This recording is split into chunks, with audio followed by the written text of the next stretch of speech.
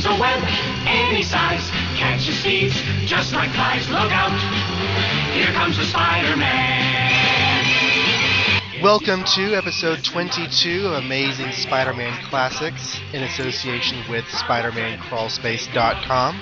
Amazing Spider-Man Classics is brought to you by our sponsor, Roll2Play, an online vendor of games and gaming accessories. A game currently being featured is called Munchkin. It's an award-winning card game designed by Steve Jackson and illustrated by John Kovalik, which captures the essence of the dungeon experience. Go down in the dungeon, kill everything you meet, backstab your friends, and steal their stuff. Grab the treasure and run. That's at www.roll2play.com, spelled with the number 2, or on Facebook if you search Roll2Play, all one word, again spelled with the number 2.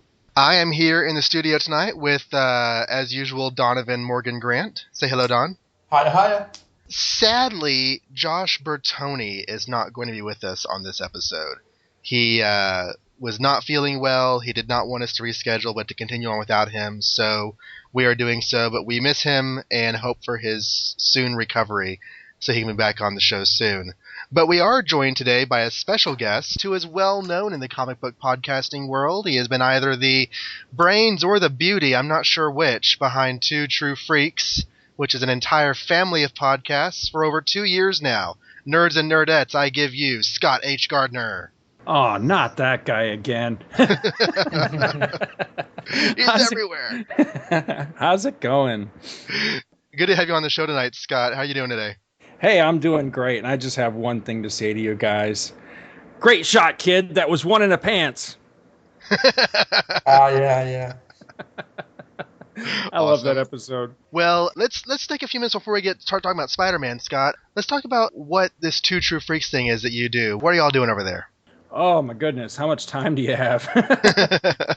Well, Two True Freaks proper is a show. It's a weekly show. Comes out every single Monday, and we do what we call monthly Monday episodes. So for the first Monday of the month, we are Star Wars focused. We have Star Wars Monthly Monday, in which we generally cover, everything going on in the world of Star Wars, but mostly we are focused on, right now we're covering the classic Marvel Comics Star Wars series. We're now in the 50s, I think. Yeah, we just did number 55, so yeah, we're coming up on 56 and beyond.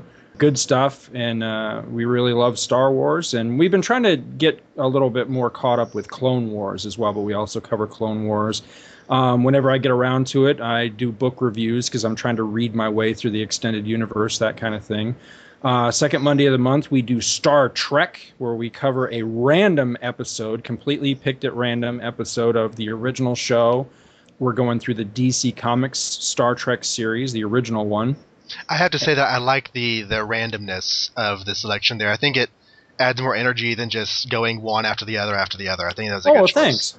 I appreciate that. I've often wondered what people think of that, because ever since we picked up the second part of that show with doing Next Gen, and of course we're doing Next Gen in order, it kind of made me start to regret that we weren't doing the original series in order. So I wondered how listeners felt about that. But I kind of like the randomness of it myself, because it makes you really work your brain to think, what happened in what order and that sort of thing. And it gives you a feel for the series as a whole rather than as it progressed and as it built, if that makes any kind of sense at all.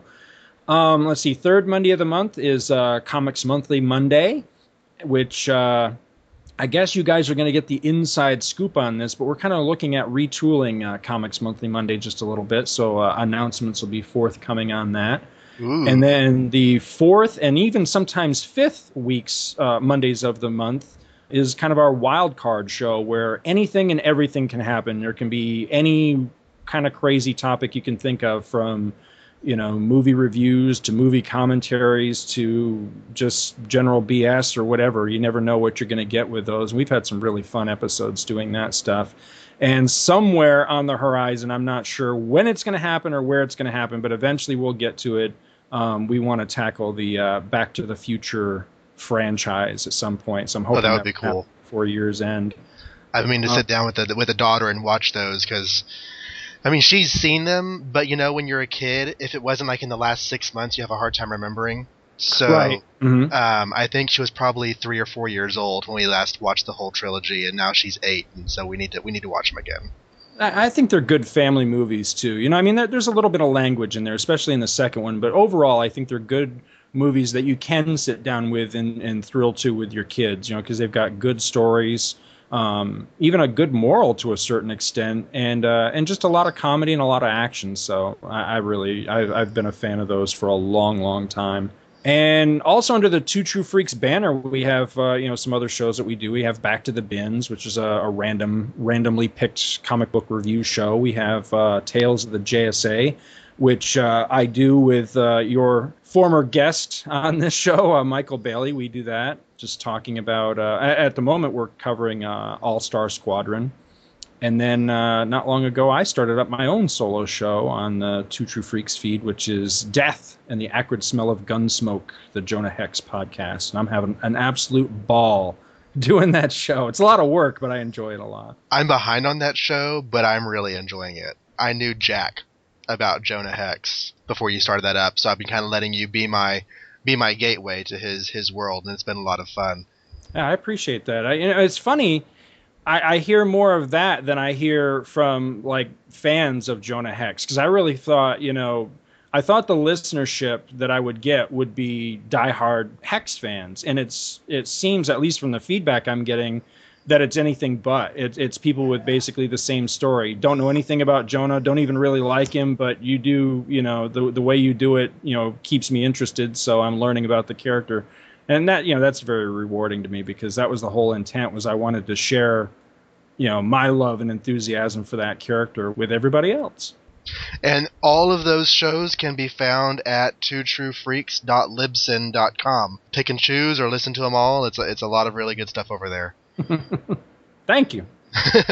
And how did you get into comics? I know you're older than I am. Oh, you had to point that out, didn't you? Not by a hell of a lot, but you started earlier than I did. Oh God, how did I get into comics? It's funny. I was on, I want to say it was Views from the Long Box. Gosh, I can't remember. I was on something not long ago where somebody asked me that question, and I wasn't prepared for it at all, because I didn't really have a pat answer. I don't remember a time when comics weren't in my life. You know what I mean? I think, and this could be one of those apocryphal like Stan Lee stories, but I think it all started when I was an asthmatic when I was a kid.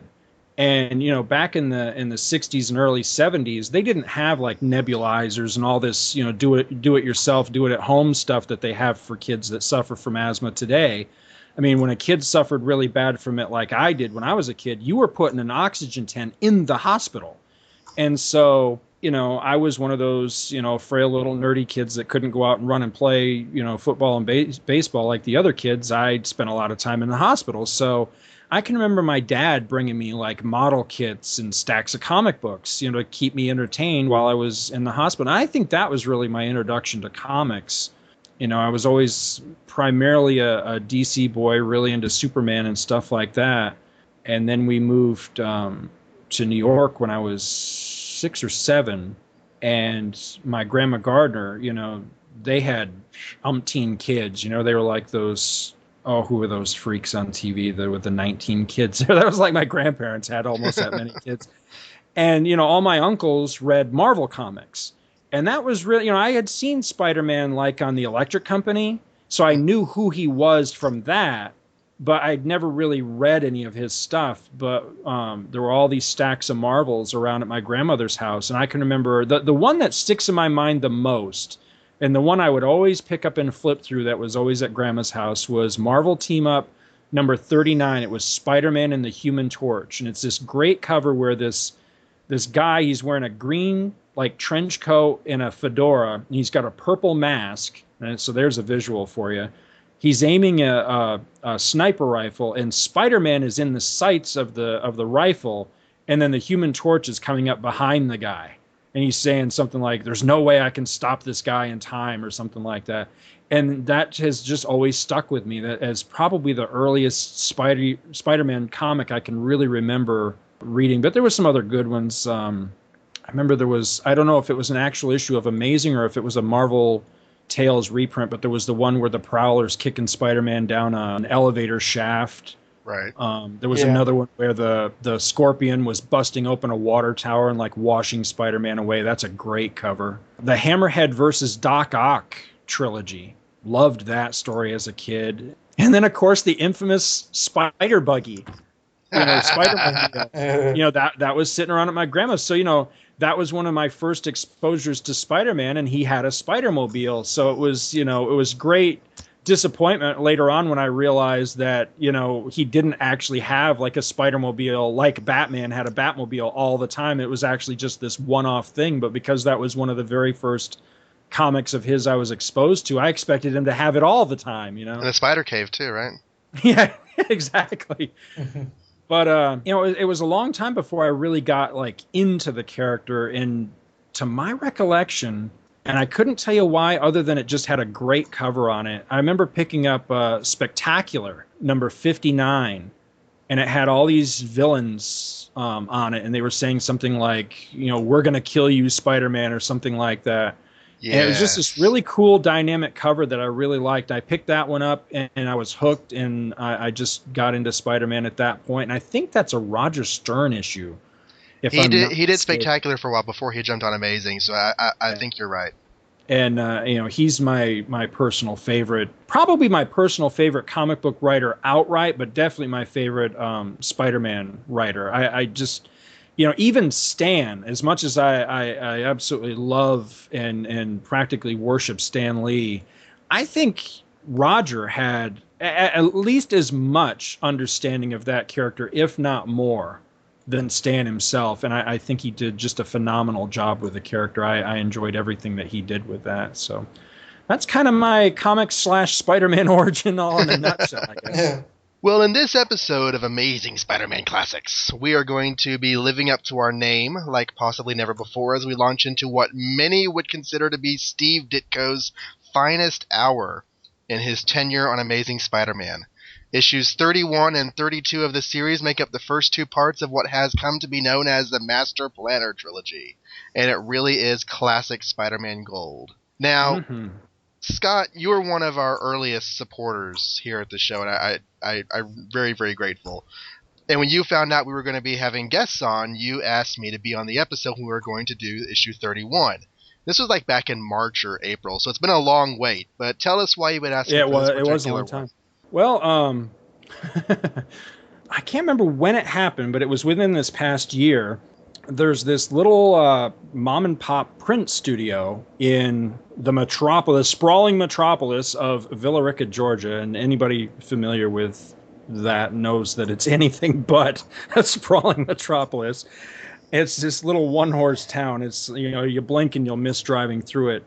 But there's this little mom and pop place there. And I remembered that whenever I had stopped there before, that they had a lot of used books, and sometimes they would have like Star Wars and Star Trek books. And I like to pick those kind of things up on the cheap. So I stopped in there one day, and as I was walking in the door, I noticed they had this tiny little handwritten taped sign on the door that said, "We now have comics." So I thought, comics. So I went in and I dug around in all these bins that they had, and it was just crap, just absolute junk. So I was really disappointed. And as I was leaving, I noticed that they had one of those old-fashioned like jewelry counter type of things, and inside the display cases were all these older comics. And one of them that they had was Amazing Spider-Man number 31.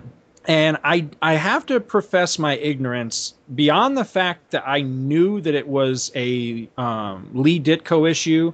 I knew nothing about it. I didn't understand its historical significance. I wasn't aware of the first appearances that are in the story and all that. I just knew that those two guys were on the issue. So for me, that was good enough. That was the seal of approval right there. So I picked it up for a mere $10. It's in really solid shape. I don't know that I've ever actually graded it, but just off the top of my head, I would say it's probably fine or near fine. It's in really solid shape for the age that it is and everything, and for being, like I say, just on display with a bunch of other random comics in some display case in some little secondhand place.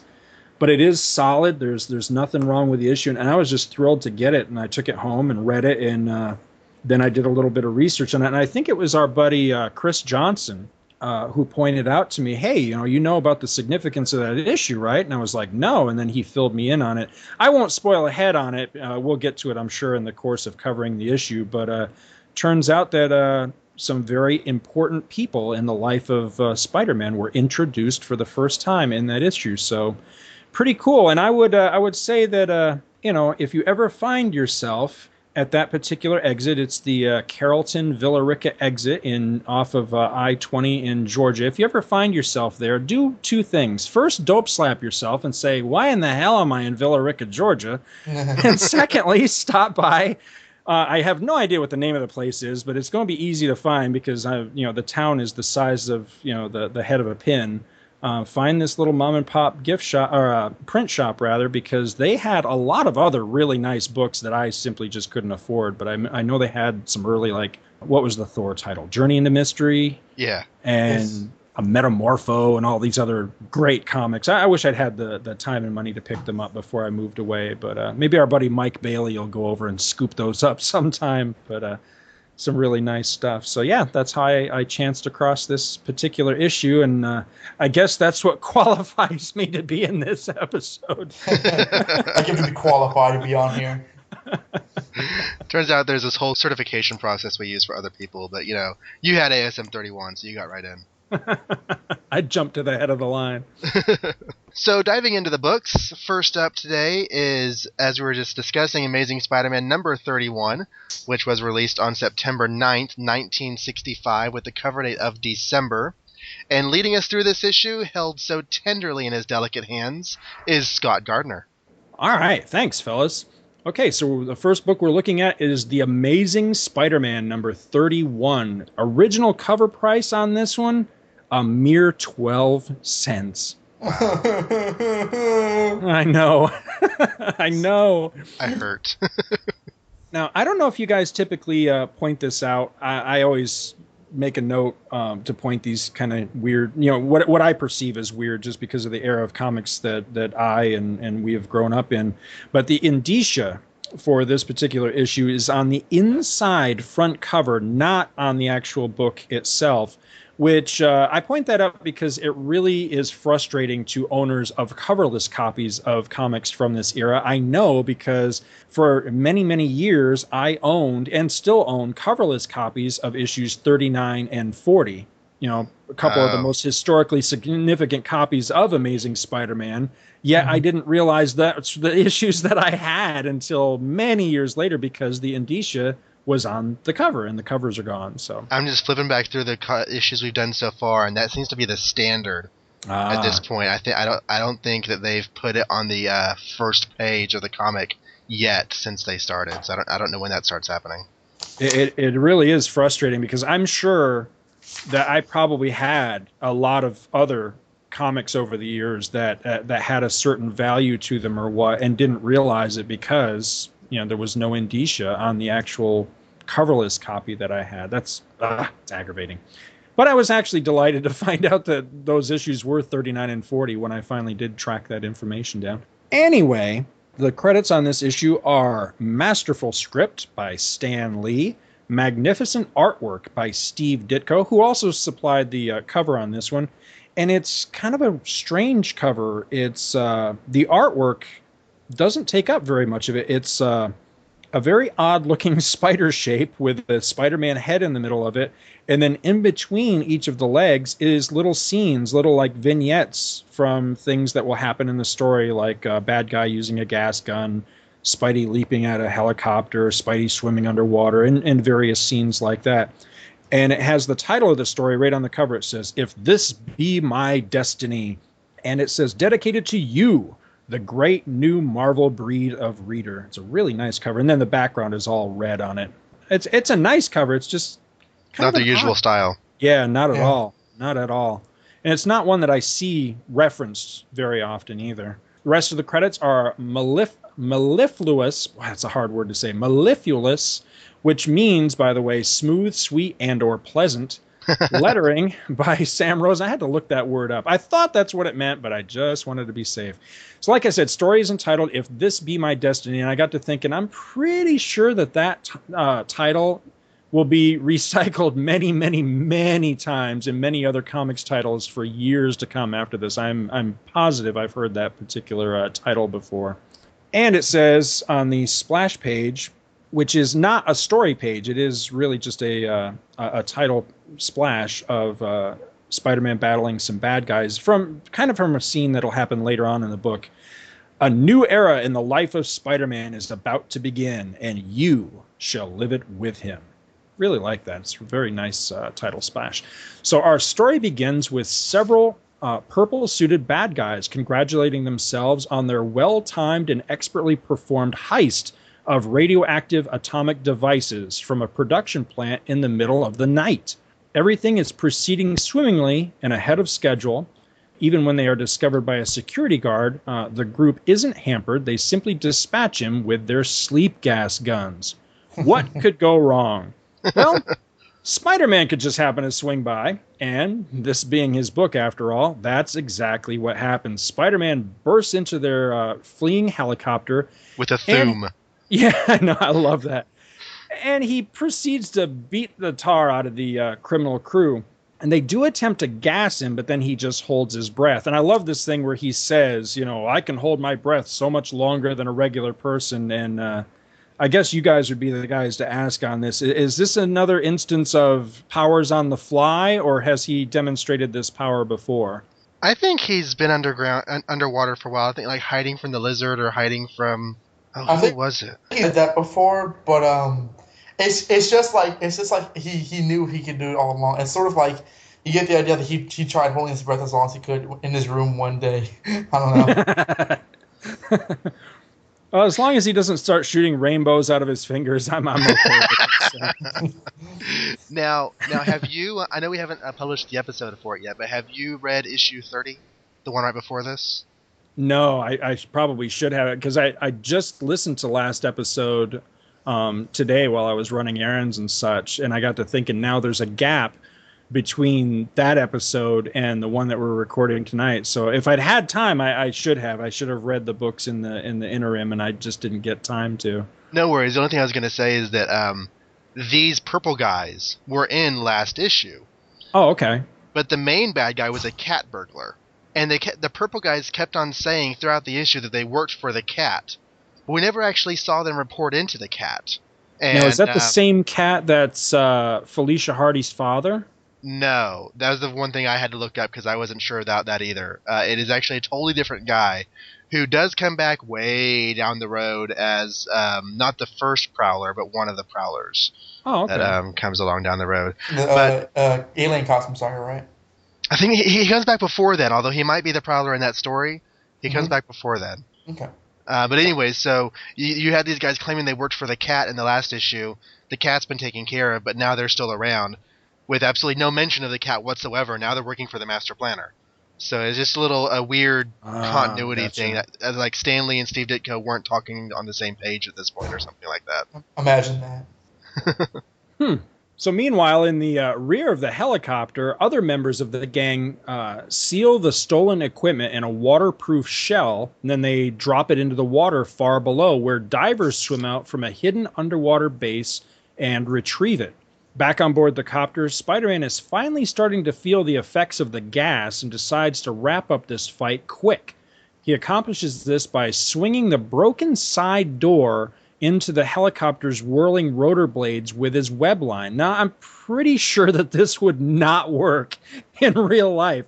I'm thinking it would be, likely to suck the web line and Spider-Man into the blades and make like spider pate out of him. But, I can go along with a gag, I guess. But the airship plummets into the drink, nearly taking Spider-Man with it, but he manages to swing clear. He then attempts to do the humanitarian thing and rescue the bad men before they drown, but to his dismay, he finds that they're all gone. He's unaware that a special rescue crew from the underwater base have taken them all away to safety. So Spider-Man is vexed, and in the secret lair, someone is ranting and raving about how that confounded Spider-Man is fouling up his, or potentially her, plans once again. We don't actually see this figure. So the next morning at the Parker household, Peter is off to his college registration, and his doting aunt sees him off, thinking to herself that he's in such a good mood that she simply can't spoil it for him by revealing that she's on the verge of her 78th life-threatening illness. So Peter goes through the trials and tribulations of college registration and returns home that night to tell May all about it when she suddenly feels a great disturbance in the force and collapses. Because doesn't it look like that? When I see that page, it just reminds me of the Ben Kenobi page in Marvel's Star Wars adaptation where he grasps his head and like doubles over. That's what it reminded me of anyway. Have y'all done the episode yet on Star Trek Monthly Mondays where Spock feels the 400 Vulcans on the ship get wiped out at one go? I'm not sure. What episode is that? I think Is that the one with the big amoeba? Yeah, the immunity syndrome. Yeah, no, we haven't yet, but I love that episode. You're right. You're right. It's like, oh! Anyways. So a half an hour later, Dr. Bromwell pronounces her, quote-unquote, very weak. But he says, I'm not sure what's wrong with her. And I'm thinking, I'm no doctor here, but maybe it's the fact that she's like 108 years old. It might have something to do with it, but, I'm just saying. So anyway, this begins a long and milked for every iota of empathy that it's worth subplot of Aunt May dying in the hospital and Peter being completely sidetracked and preoccupied by his concern for his beloved aunt. Now, don't get me wrong, it's not bad. It's even kind of sweet, but it's also very long and drawn out. And, let's face it, we know that the old bat isn't going to die. Because God just won't answer that particular prayer of mine for some reason. Or he pretends to, and then he steals it back. Yeah, then he takes it back.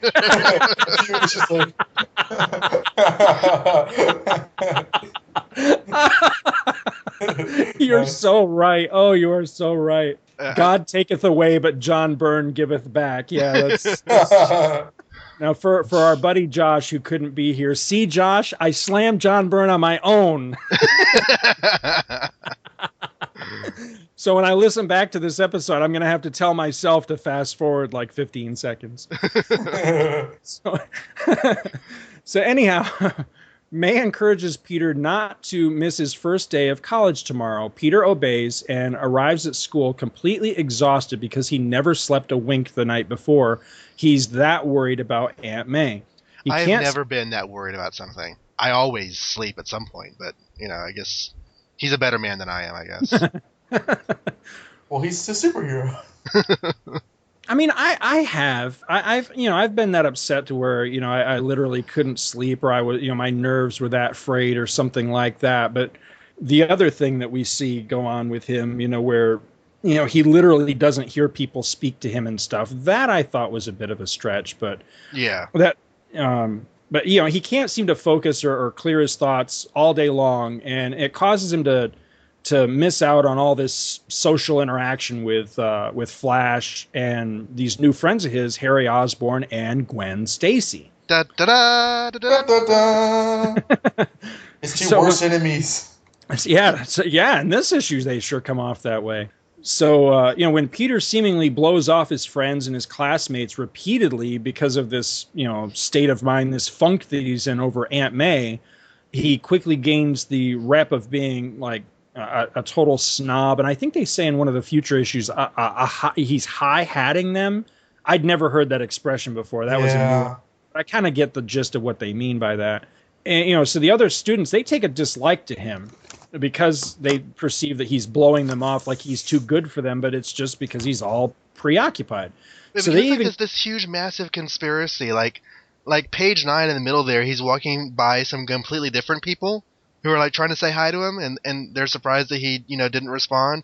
And then Harry Osborn just like shows up. Hey, that wasn't as bad as the one he gave to Flash Thompson. Just like showing up, spreading bad words about Peter Parker. Stupid goblin. Anyways. And his bow tie. And his bow tie. So, these supposed friends of, I guess they're not really his friends. They're just, classmates or what. But they even go so far as like pull pranks on him and stuff. And they get him in trouble in Chem Lab with Professor Warren, his first appearance in this one. But for some reason, Gwen Stacy, she's not down on Pete like everybody else is in this. She's got the hots for him. And even despite his distracted dismissals of her, she's still, she wants her a piece of Peter Parker. So Peter's total focus is Aunt May, Aunt May, Aunt May, to the exclusion of all else, and his peers take it completely the wrong way. So, and Peter doesn't help his rep by constantly racing to Aunt May's side throughout the issue any and every time he's got a spare moment. That was, I really like this issue, but that was my one complaint with it, is that there's, I don't know how many scenes in this that kind of feel like it's just repeating itself over and over. Peter goes to school, worries about Aunt May, rushes to Aunt May's side as soon as school is over. I kind of felt that way too. It was a lot of yo-yoing. Yeah, definitely. So, the doctors try to reassure Peter while simultaneously telling him that they don't know what's causing her condition and basically trying to brace him for the worst. They just know that it doesn't look good for Aunt May. And of course, money, because this is a Spider-Man comic, money quickly becomes an issue for, the eternally strapped for cash Peter Parker. So it's out on patrol for Spider-Man, hoping to take some good crime picks for the Daily Bugle and, make himself some money. But nothing materializes, and Peter is once again forced to attend school completely exhausted and distracted the next day. So at the aforementioned Daily Bugle, J. Jonah Jameson is fussing that he has no news to put in his newspaper, and he sends his man Foswell out to get the story. Foswell, once again disguised as the Patch, gets wind of a potential heist of nuclear devices down at the docks and decides to go investigate. Back at ESU, Peter blows off Gwen Stacy for like the umpteenth time this issue, and she decides that she's going to make him regret it. I really like that. So at the hospital, yep, Aunt May's still dying, all right. So it's back out on patrol for Spider-Man.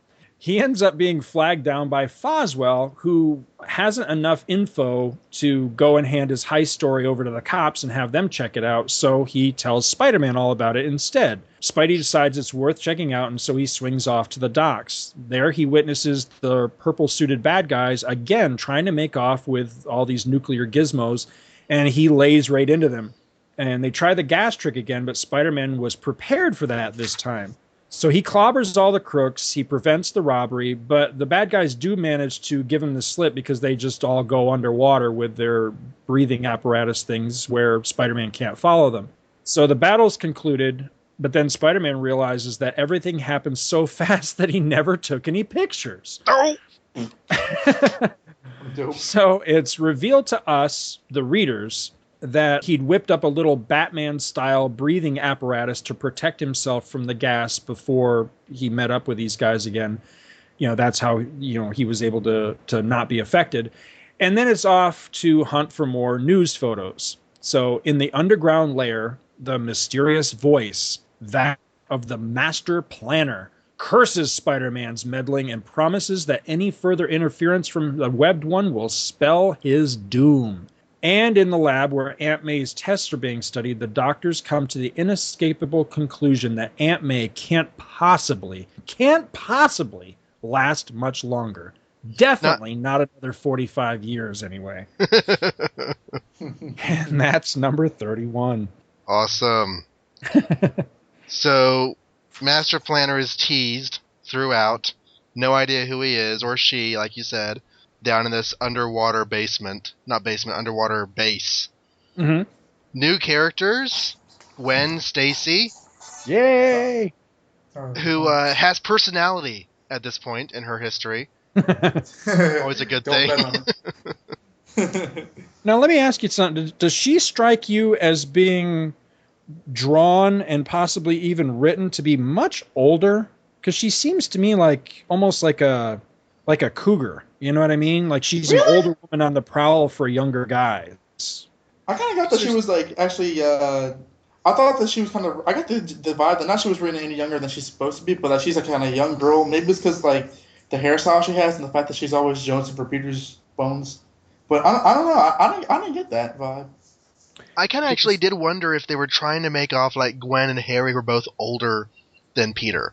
Right. By a couple of years. And there's even a comment by Harry at the bottom of his first page, page 8. He looks like any other Frosh to me. And if he were a freshman, why would he be making fun of Peter as a freshman? Well, I can see another freshman saying he looks like any other freshman to me, personally. Okay, I guess that might work. It just struck me as odd. But yeah, her whole, I've never had a man not notice me. I've never had a man not, fall head over heels for me, so I better go stir up some trouble with this one to make him like me. Yeah. It's very, very sexist. That was real, real progressive woman there. You know what gets me? You guys talked about how there's a lot of reputation with Peter running around and a lot of that going on. I don't like how. I mean, I know that's part of the story, but I don't like how these kids automatically think that he's too busy to talk. That must mean he's a stuck-up loser. I mean, do they say that to everybody that they run into? Like, you can talk to anybody. Says, "Oh, wait, let's talk, but I'm busy right now. I have to go. See ya." And they're like, "Well, obviously that guy's a jerk, and we don't want to be around him." They're so pigeonholed in their opinions that it's almost like a force of action. And I always thought that they're either really, really stupid or they're just not really considering that maybe he actually has some business with the paper or something. I don't know. I'm in college right now, and so are you, Don. Although we're several years apart. I just have to wonder if campus society has changed a whole lot, because one of the big deals they make about Peter is that he won the scholarship, and so that must be going to his head, and that's why he's not talking to anybody. But I couldn't tell you who at my university has won a scholarship if you paid me. I have no clue. And my wife got full tuition to her undergraduate and graduate programs, but I don't think anybody else knew that on campus. So how they know that he won the scholarship, why that's a big deal, I don't know. And also, I couldn't give a rat's ass who is tired at school and too tired to talk and who isn't. It's just, I don't care. If it's somebody that I sit next to who's being quieter than usual, I might be a little concerned. But if I sit next to him on the first day and he just doesn't want to talk, that's his deal. Whatever. I have my own life. So I don't know. These college kids are acting like first graders. They are. It's really, really weird. Everyone's a prima donna, and they all got to pick on Peter. I mean, I've been in situations where I personally have hey, what's up? I really have to run, or vice versa. Somebody says that they had to go someplace. I don't think twice about it. I don't say, can you believe that, a-hole, or anything like that. Right. I've never been that angry.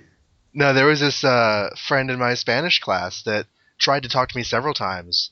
And every time I was on my way to class, I was on the phone or something.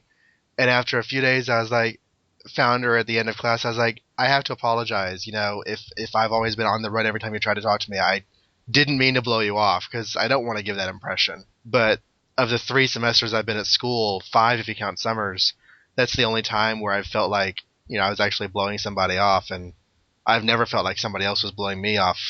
Well, not since high school anyway. Oh. Oh dear. Maybe Stan and Steve were just trying to figure out a way to put Peter back in a similar situation in college to what he had in high school.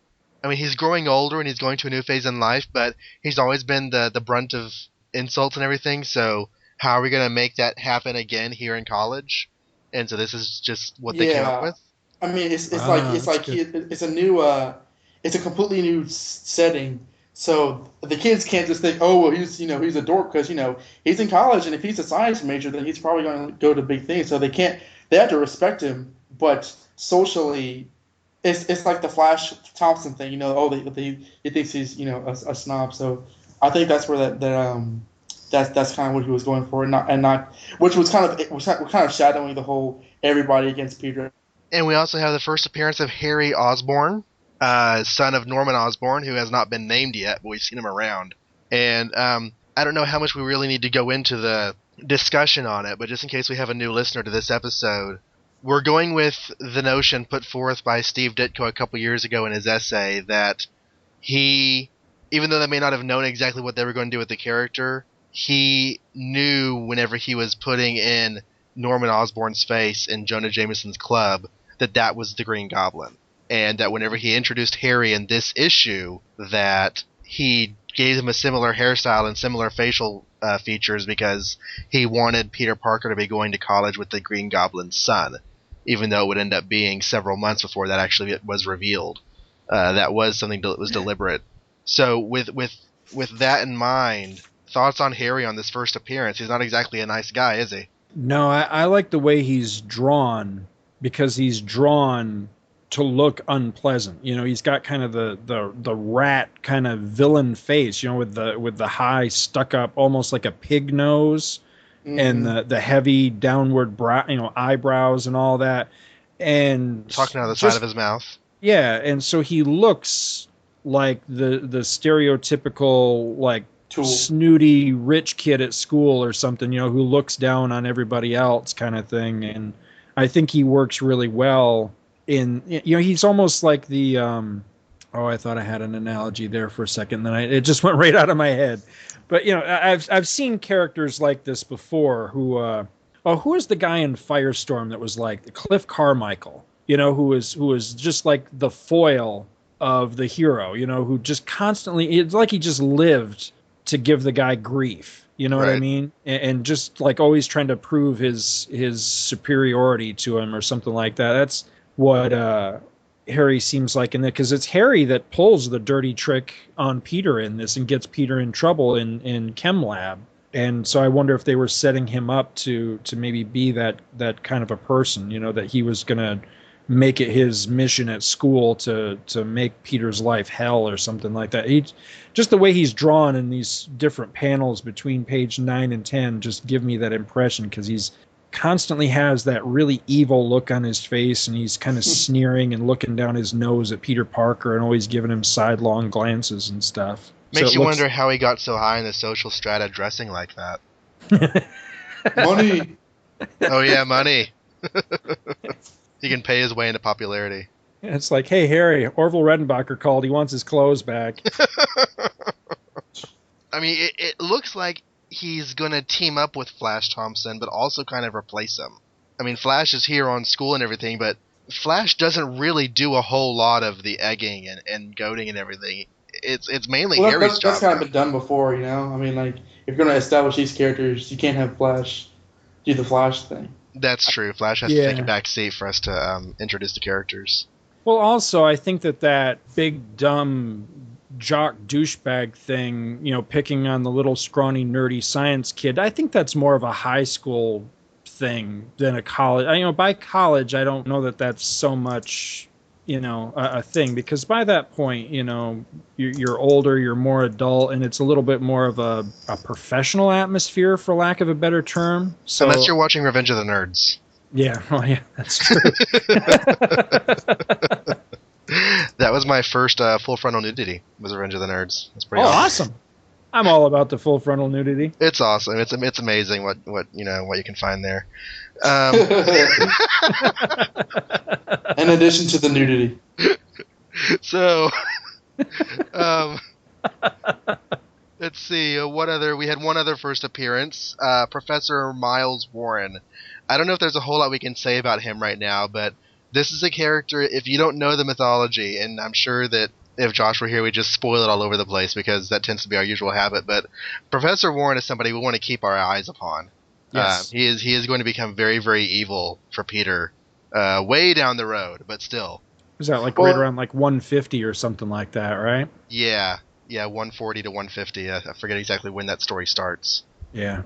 Or he starts off as a minor character, but he's given a name, and he progressively, like, he's kept up. He's sort of like Bromwell in that, like, he's not really forgotten, and he just keeps on getting more and more appearances to the point where he's a full-on supporting character, and then stuff happens. Yes, those are the main overall things I wanted to bring out. Any let's go through the issue and any particular things you want to pull out. We talked about how the purple guys were working for the Cat last time, and now they're working for the Master Planner, just out of nowhere. Mm-hmm. And yeah, the two notions I had for that were that Stan and Steve just didn't communicate on who these guys were in issue 30, and so Steve intended them to be, you know, feeding into this story, but Stan thought they were working for the Cat.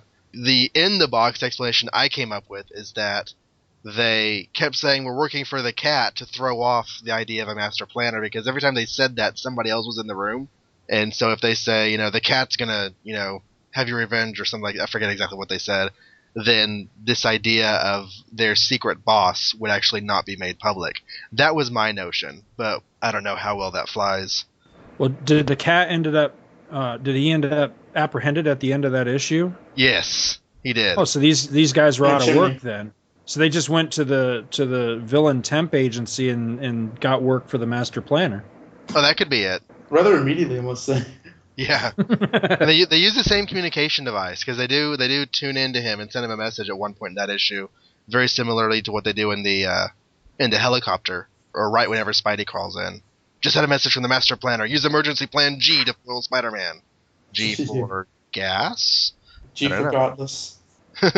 Well, is it possible that maybe the cat was working for the master planner as well? I sincerely doubt it. Only okay. because like when you read that issue, it's like he's no more than like a thief with a special cat burglary gimmick. He's not really all that opposing. Yeah, he's very much a throwaway villain. If he had never been brought back, no one would ever think twice about him. The fact that he was brought back, 100 years later, was kind of surprising to me. Yeah. Josh brought up in the past that like Flash and Gwen become an item, which I to this day I don't really ever see. I know at one point Gwen and Harry were like kind of tertiary dating. They're kind of like they went on dates. I don't think they're really heavily involved, but like we know that Harry and Gwen went to the same high school together, obviously from this issue. But like I don't know, what do you think is like the because Gwen says later, "Oh, I see how you became such good friends with Flash, Harry." It's kind of confusing how these guys' social relationship works, I guess, because like Gwen is a lot more unpleasant as the issues go on. She's not so much here, but she sort of goes down that road by the end of it. But like Harry is immediately set up, even when he first sees Peter, he's set up to be a jerk, and Flash is Flash. I was wondering if there's any confusion with how these guys are supposed to be played, or maybe if there's a differentiating examples between their initial conception and then like how they were in like the next couple of issues. I think the only consistent character here is Harry, but like she really shocked me because when I got this issue and bought it and read it, to discover that this was Gwen Stacy, and just by the way she's introduced, reading it, I had a feeling that this was more than likely her first appearance, which it turns out that's the case, and it really surprised me because to me, Gwen Stacy was what she will become later, up until the what happens to her. To me, she was the sweet, cute, attractive little platinum blonde. The sweet little virginal girl. She didn't act like this. I mean, she really did strike me as being older and kind of I don't know, like plotting or something, like she might even have a little bit of a mean streak in her, but maybe that's just because of the company that she's keeping. She kind of looks like in the issue. So it kind of looks like Samantha from Bewitched. Yeah, She does. No, she definitely goes through a lot of changes, and as far as she and Flash go, I think that once Romita jumps on the book, there's a lot more free-floating flirting going on, as far as just lots of affection's too strong a word, but just lots of romantic advances tossed around freely between Mary Jane and Gwen and Harry and Flash and Peter. I think you do see Mary Jane and Harry kind of land on each other's arms quite a bit, but I wouldn't be surprised if we see some issues where Flash is sweet on Gwen and she seems not to mind before she finally lands as Peter's girlfriend. I don't remember specifically if and when that happens, but I wouldn't be surprised to see it. Because once Romita gets on the book, sex just becomes a lot more prevalent. I don't know. It's just kind of weird. Awesome. No complaints here. So, registering for college. They squeeze it all into 2/3 of a page. And my God, I wish it were that easy. No. I had the joys of registering at the University of North Texas in the fall of 1997, when their systems had not yet become fully computerized. And so I got a taste of all this. And it was evil, waiting in line to fill out cards, and he says, the forms that don't have to be filled out in duplicate had to be filled out in triplicate. And yeah, just when I came to SFA, oh my god, it was so easy. I did one application form, and once they accepted me, all my information was copied out to all the other systems. Now, changing it is still a bitch, because you have to go to the registrar to change it there, to the library to change it there, to the bursar to change it there, because I had an address change that had to be put in, and I kept on finding my old address showing up in different systems, and that was just evil. But yeah, registering for college is a lot easier than it used to be, but it's probably still a process. Financial aid is still evil. I hate the financial aid process. I hate the fact that, like, when I came in the fall of '09, there were probably 5 times where if I had not called the financial aid office to say, how are things going, I would not have found out that things were stalled and were not moving forward, and I had not been told. You know, and it's just like, an evil, evil system. Dr. Bromwell is finally starting to look like Dr. Bromwell. Mm-hmm. Speaking of appearances, I just want to note that, like, you notice that Peter doesn't wear the business suit anymore? He actually dresses like, I don't know, a student. Yeah, he's like dressed as a regular person now. Yeah, in fact, most of the kids in here kind of do. Like, there's some idiots with suits on, but like most of them kind of dress like college age teenagers. Yeah, he has a whole. I mean, it's not as relaxed and easygoing as we might dress today, but it's not the suit that he borrowed from Clark Kent. It's 60s casual. Yes. Yeah. But Harry Osborn, he still has the bow tie and the suit. So. Well, he's not a square like us. I just wanted to point out at the bottom of page 12, those 2 last panels, those are like quintessential Ditko Spider-Man poses right there. And that one panel of Spider-Man crouching on the side of the building, I know I've seen that many, many times in other places. I can't tell you where at the moment, but I know it was seen in like advertising. I want to say I might have had like a patch or something as a kid that had that particular pose on it, but I really like those 2. I wouldn't mind having that, like, on some sort of more plain background, just like, as a avatar or something for. Yeah. Yeah. It's a really nice pose, though. I like that one. On that same page, that last panel of Peter Parker, like the close up, but the camera's kind of angled up a bit. That's sort of an unusual. That's not an angle that Ditko usually takes with his face. He doesn't usually do close-ups very often. It almost reminds me of a Gil Kane kind of shot. Yeah. Mm-hmm. Yeah, very much so. I laughed out loud when I read this one part. So Peter goes back to school. He's completely worn out because he was out web swinging all night looking for crime photos, never found anything.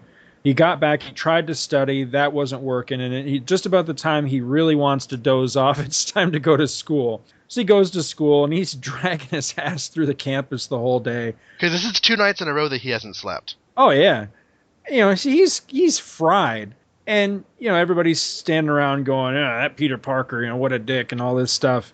And but Gwen's the one person that still isn't completely down on him yet. And she says, I still have the feeling that he's really not a bad sort deep down. And Flash Thompson delivers a completely idiotic line. He says, I don't get it. Chicks always seem to go for those egg-headed skinny creeps. And I'm thinking, dude, since when? They always go for jock douchebags like you. Exactly. Since when do they go for the eggheads? Not in my lifetime. He's still in Liz Allen withdrawals. Chicks seem to always go for the guys who actually don't get any women in real life.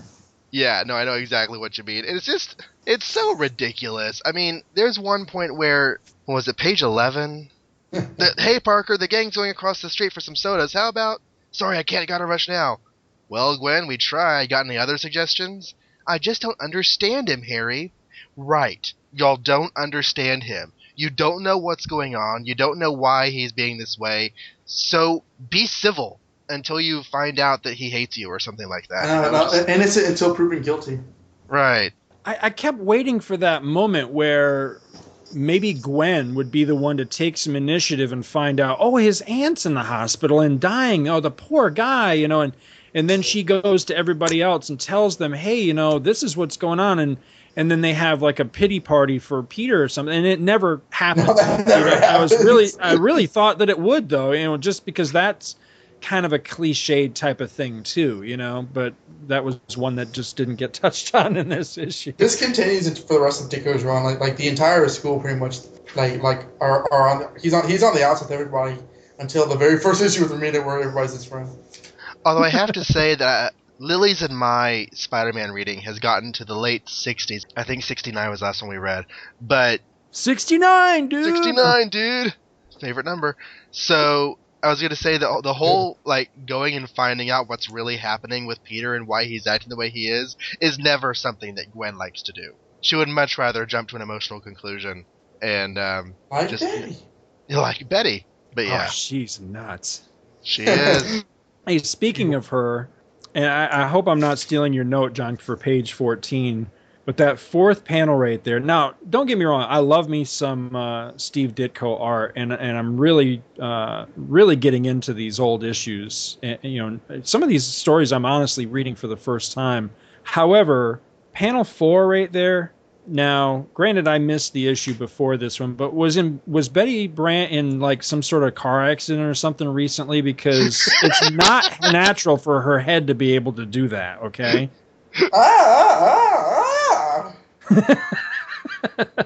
God, man. I mean, she's practically pulling an exorcist right there. I was just thinking that she went to the School of Acting. Well, it would explain her behavior, I guess. Really, seriously. On page 14, the Jonah scene up at the top, the narration says, "Now let's change our scene briefly as we pay a visit to that demon newspaper man, J. Jonah Jameson." And I was just like, okay, demon newspaper man. I could see, applying that to a really devoted, successful reporter who's always getting the stories, But no, in Jonah's case, he's demonic. That's just how he is. He's evil. In page 3, he says, they're talking about, how there's no news out there, and he says, well, what about those robberies of all that scientific equipment? There ought to be a story somewhere in there to find. And I was thinking, okay, the robberies of scientific equipment that we've been talking about for 3 issues now, we still haven't gone after that to find out what's going on. It was set up, John. Don't you know? And Foswell. Okay, now, I should have mentioned this in the introductions, but I didn't. Scott, you were on an episode of From Crisis to Crisis recently. Uh-huh. And that was episode 69, right? Yes. Because it's going to be about a month old by the time this episode goes live. But you were on 69. I was on a couple episodes earlier. I did not get to comment on Sam Foswell. Oh, yeah. But when I read those issues, to my mind, he looks exactly like Frank. God, he does, too, because except for the cigarette in his mouth on that third panel on page 14, he could be Alfred Pennyworth, which was the joke I made on FCTC, was that Sam Foswell looks to me like Alfred Pennyworth. So, yeah, you're absolutely right. When I got to those issues and I saw Foswell, Lily and I were both like, he's named Foswell, and he looks like Foswell. That can't be a mistake. That can't be an accident. I guess after he, dies, he gets reincarnated in the DC universe. It could totally be some sort of, sneaky homage thing. Because, those guys that have floated back and forth between Marvel and DC and then back to Marvel again and vice versa, they love to do little stuff like that, that sometimes take years to be discovered or to pay off. So it wouldn't surprise me at all, especially with, if Roger Stern had any hand in that thing, because clearly he's a devoted Spider-Man fan. So yeah, it wouldn't surprise me at all if Sam Foswell owes directly back to this particular Foswell.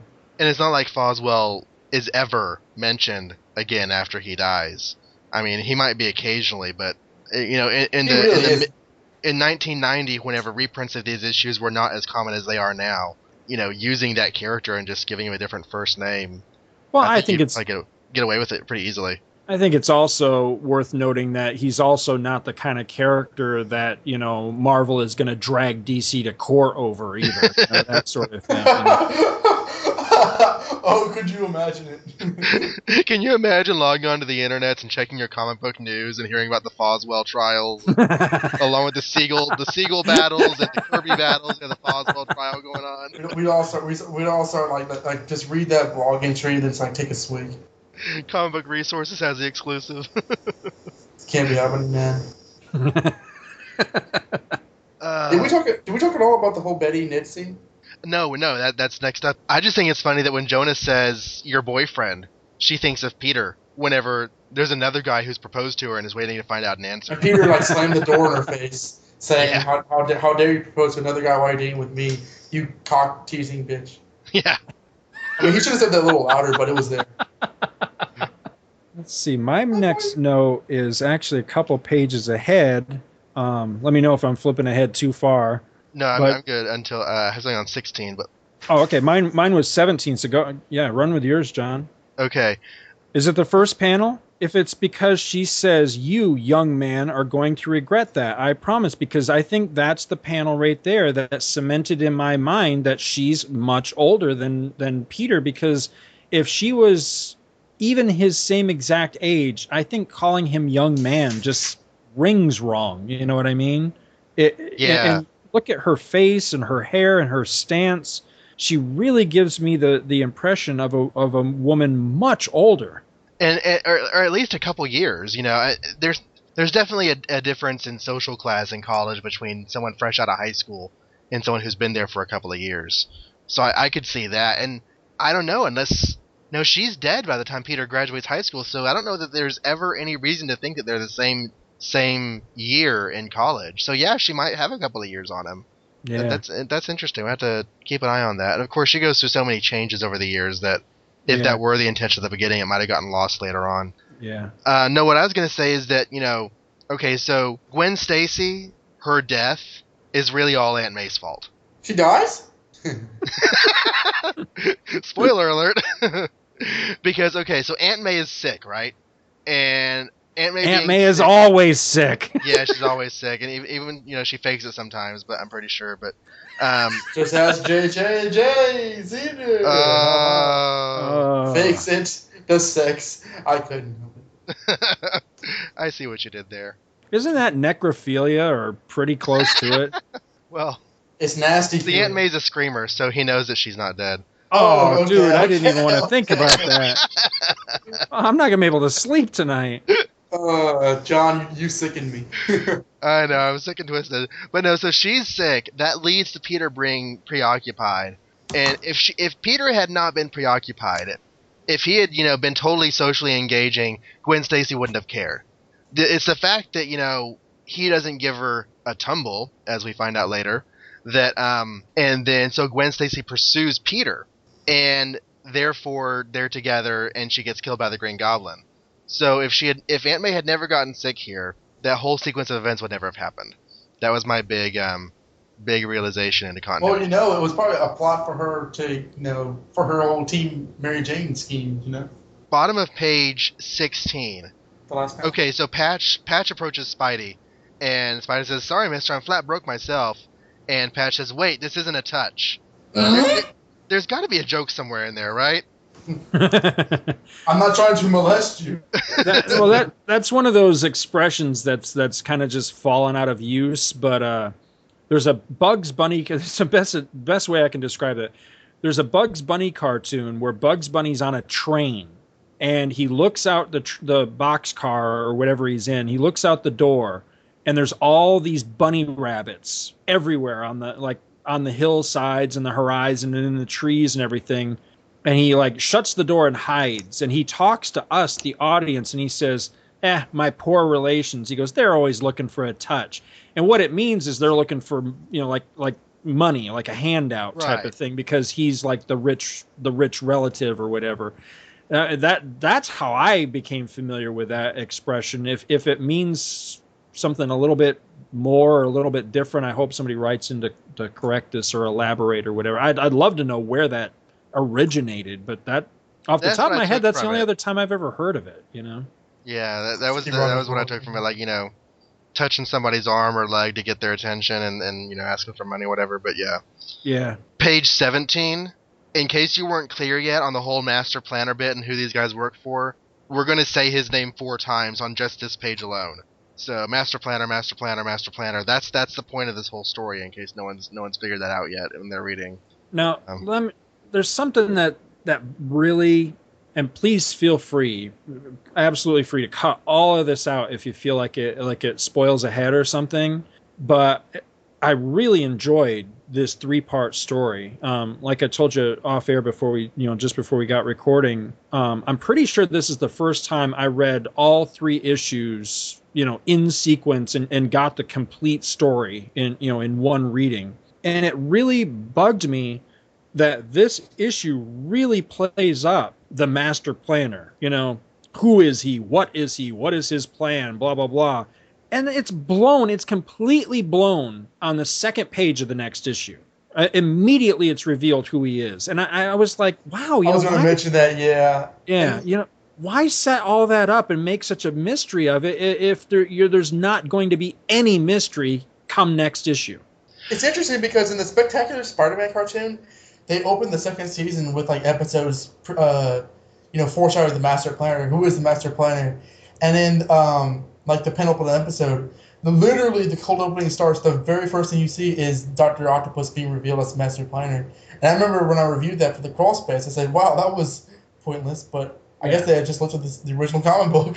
Completely anticlimactic. It really is, because I think that the reveal would have been much better. When we get to next issue, that panel where he's actually attacking Spider-Man for the first, and he, each one of his 4 mechanical arms is grabbing one of Spider-Man's limbs. That is a beautiful piece of art, and that would have been the perfect place, I think, to reveal, oh my God, it's Doc Ock, To have Spider-Man find out when we find out.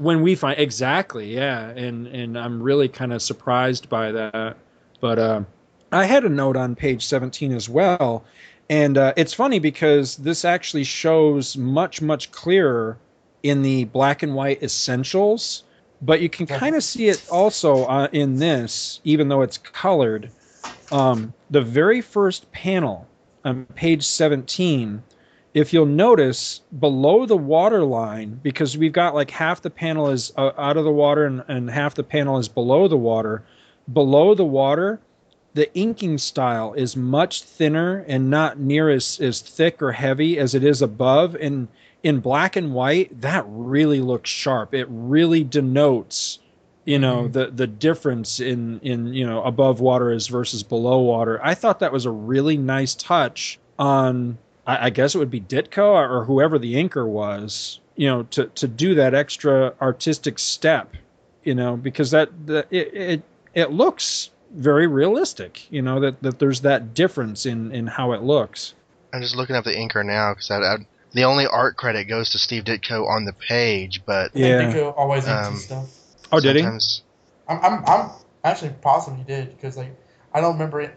Everything I've seen him, especially with Mr. A, which was in black and white, I've always seen his stuff inked by him. So how is that Mr. A stuff? I'd really like to read that. It's pretty twisted. I think I read the first issue when I watched the Ditko documentary back when I was a freshman in 2007, and I was inspired to do a Ditko art project because I was an art major. So I researched some of his stuff, and I found an issue of Mr. A online. And you think that any of the really hard stuff he does in here is like amplified by 100 in that stuff comparatively. Like, there's the kid who looks exactly like Flash Thompson, who's an absolute dick, and he basically, spoilers, dies at the end. It's sort of like a Twilight Zone kind of story, but without the magic realism. And there are no there are no easy ways about it. Like it's pretty dark for because it's completely in his style. It's like you're reading a 60s comic book, but it's like an EC comic book. It's actually quite awesome. You gotta find it. I'll see if I can find a link. I did confirm. He does ink and finish all of his own work throughout his Spider-Man run. So yeah, he knew exactly what he wanted there. But you're right. I hadn't thought about that because they do the coloring, and I never read these in black and white. But you can tell even when it's colored that the inking is so much lighter there. Was anybody else waiting for Wolverine to show up and fight Foswell for the patch disguise? I completely forgot that. Yeah. I wish I could completely forget that.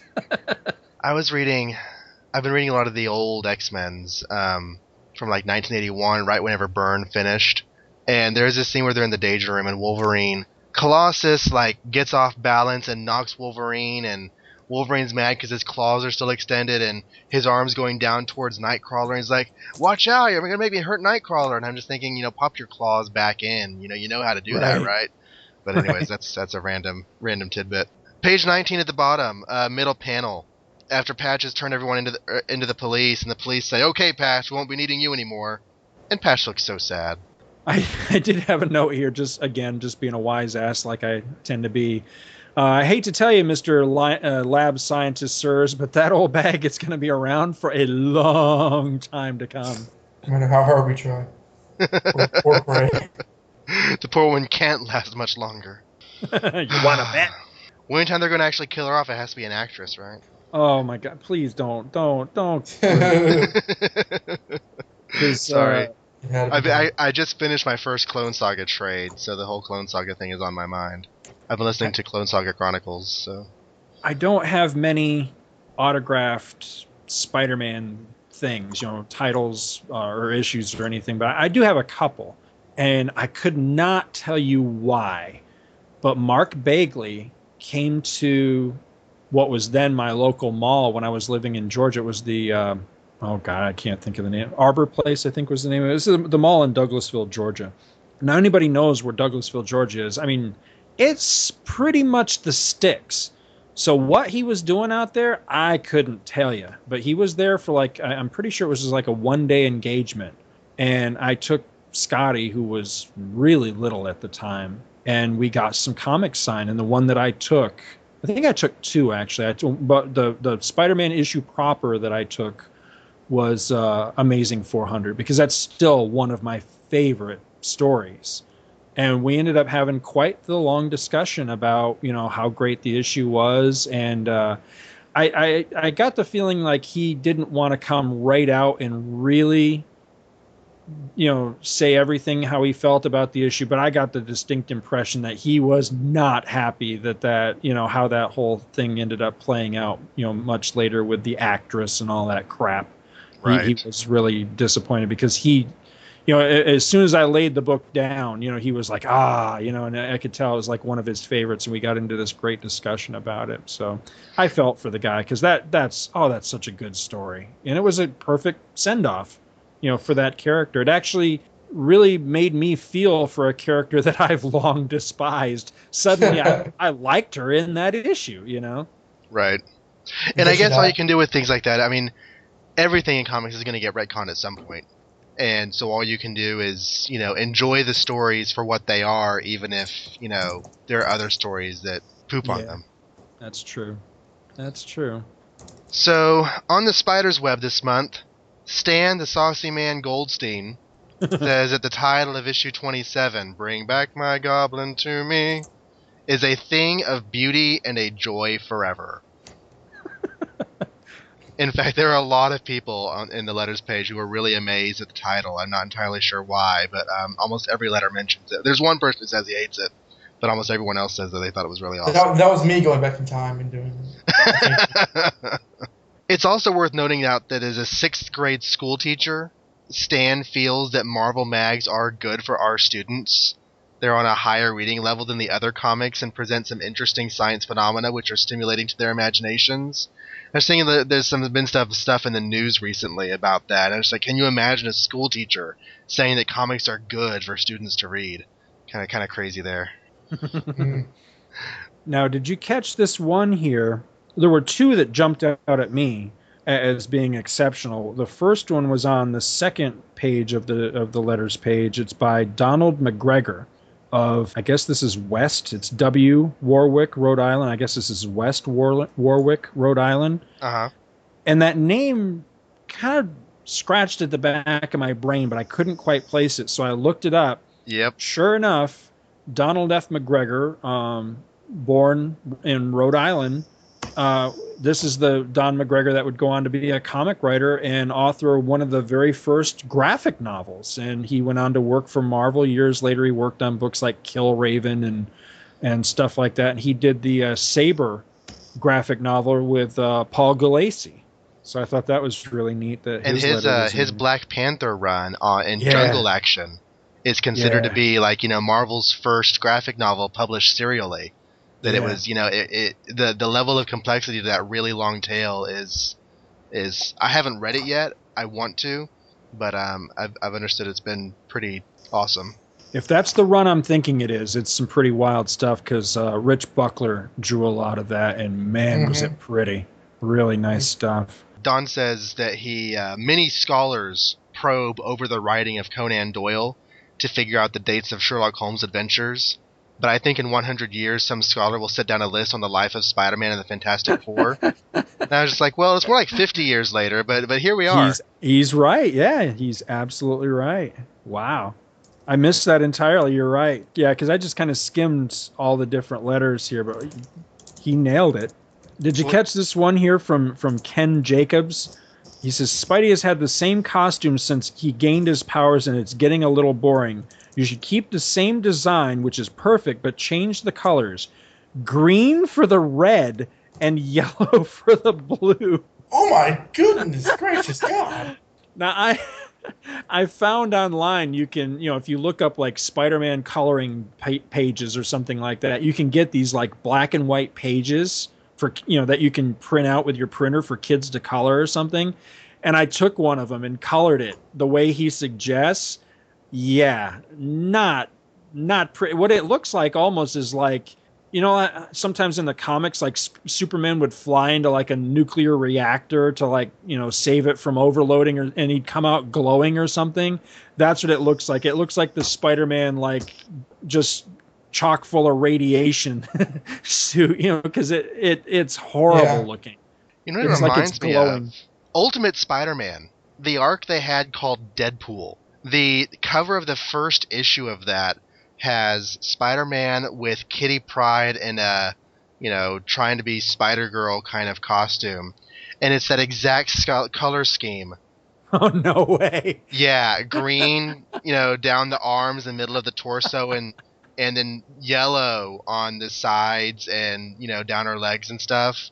And yeah, it's terrible looking. It's really, really bad. And when I first read that 2 or 3 years ago, not knowing who Deadpool was and thinking that might be her, I was just like, what is this? What is this costume, and who's Deadpool, and why is she on my cover? But yeah. Who's Deadpool and why is she on the cover? Exactly. Well, I know better now. I've learned the errors of my mistakes. We get an announcement that the X-Men and Daredevil are going monthly. Yay! They were the last of Marvel's superhero titles to cross that line. This can only mean that the X-Men blog is going to have to either work that much harder to catch up, or I'm just going to get farther and farther behind until school lets out. One or the other. I don't know. Flip a coin and pick. There's currently a theory going around that my podcasting life is actually interfering with my student life. We'll see how that turns out when I get the grades at the end of the semester. And there are several people who are calling for the Green Goblin's identity to be revealed, saying it has gone on long enough, and they want to know who he is. Deal with it for another several months. Yeah, it's been a year at this point. From 14 to 26 was 1 year. So I guess that's too long for people in the 60s to wait for a story to be resolved. Doesn't he turn out to be that background character that can switch himself between Caucasian and black guy? The white guy in blackface? Or is he the black guy in whiteface? I don't know. Well, In the ads, we had 2 more triumphs from Marvel now on sale. The Fantastic Four number 45, the plot that's been going on with Medusa and Gorgon, finally takes us to meet the Inhumans, where Johnny Storm finally meets the love of Quicksilver's life. It's kind of silly how quickly and easily he falls head over heels for Crystal, and then how quickly and easily she later, leaves him for another man later on. If you'll pardon my tangent, I'm just curious, fellas. What do you guys think of the Inhumans? Because personally, never got into the Inhumans. I never really understood the appeal. But what do you guys think? I have no opinion. I think Black Bolt's kind of cool, but I don't. Yeah. Never really followed them. I think they're interesting as a sci-fi concept. So far in my reading, I've only read their appearances in early Fantastic Four stuff. I haven't gotten to any of their featured stories that they'll have in the 70s, so I don't really have an opinion on them as far as that goes yet. But I find them interesting enough that I would like to read more about them and hopefully read good stuff. But at this point, I really just don't know a whole lot. But they're cool looking, and Black Bolt's cool looking, and the idea of having this whole family of people with superpowers that lives separate from mankind, and with being genetically engineered and all that stuff. I find that intriguing. I just don't know if they've done any good stories with it. Cool. Also on that page was Journey into Mystery 122, where the Absorbing Man takes on Odin. I don't know how that goes down, but I imagine that Absorbing Man is going to be very sorry that he thought that could work. He's a great villain that I'm so sorry degenerated into a joke, because he really was cool and I think could be cool again. Loved his early Thor appearances. Yeah, I read his first fight with Thor that went on for 2 issues, and it was epic. Yeah. I mean, Thor did not know what he was going to do. And I thought the resolution at the end of that issue was pretty cool. And yeah, he is just a joke now. He showed up in a Spider-Man backup recently where he was just like, "Arr!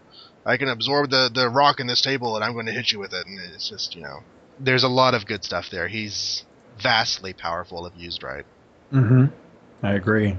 And there's another ad page for the annuals that are on sale right now. The 3rd Fantastic Four annual that we talked about, and the Marvel Tales #2 that we talked about, and Sergeant Fury annual #1. It's one of the first modern stories about like what happened to the Commandos after the war, and I believe they're in Vietnam in this issue. I may be completely wrong on that, but that's what I'm thinking. And you said you had some ads that you were looking at? Yeah. Well, just the one that's across from page 13. It's this, make money Saturday morning shoe store, and you got this like super pervy, creepy looking dude holding this briefcase full of shoes, and I don't like this solicitous grin on this guy's face at all. It makes me very uncomfortable. It's like, stop looking at me, dude. And then across from the very last story page of the comic, you've got another one. It says, if you are 15 or under, here's an easy way to make up to $10 an hour on Saturday mornings. I'm thinking, what is up with all these Saturday morning get a job ads? I'm like, screw that. Cartoons were on Saturday morning. I'm not getting a job. And the last one I had, and don't ask me what possessed me to look this up. I really don't know. I guess what it was, that on the back cover, you've got this ad for, it's another one of these, learn how to draw type of things. This ad was all over the place. I got so tired of this ad. Famous artist schools. I guess what made me look it up was, all right, you've got this picture of this very sorry looking, he looks like he's sad, this artist guy. And it says Albert Dorn. It says probably the greatest money maker in the history of commercial art. And I thought, well, if that's true, how come I never heard of this guy? So I looked him up. And here's what I found out that I thought was interesting. All right, now, granted, this comic is only dated. I'm assuming that this was still the days where, even though this is the December 65 issue, it was probably out on the stands well in advance of that. But anyway, historically speaking, this is the December 65 issue, right? This poor guy, Albert Dorn, died December 15th, 1965. Oh, wow. So I thought, wow, what an unfortunate bit of coincidence there. And a further coincidence, that's also 1 year to the day before Walt Disney died. So I just thought that was all very, very strange little circle about. But, there is a wiki on this Albert Dorn guy. Now, they don't call him the greatest moneymaker in the history of commercial art, but, evidently he was at least a name in commercial art. So thought that was interesting. Yeah, this issue came out in September, so they put it together and printed it, some month or two before that. So, but yeah, wow, he died not too long after. Well, when I saw that, that he died in December of 65, and this was it reminded me of, I think something very similar happened with JFK a couple years before that, where there was I want to say it was a Superman story, where he was supposed to have some interaction with JFK that would have hit the stands, or maybe it even did hit the stands, I forget, like right at the same time that he was assassinated. I remember that. I think I heard about this. Yeah. And that's what kind of it put me in mind of when I read that. But that's all I got. But the only thing I had here was the Mighty Marvel checklist that's been taking up space in the letters column has been moved to its own page now along with the news items to make the very first Marvel Bullpen Bulletins in this issue. And as we go along, if there are any news items that concern Spidey, I'll be sure to mention them. There's not this time. But there is a picture of the Green Goblin with his amazingly humongous ears, thinking, can you guess what's in this mysterious mailing tube?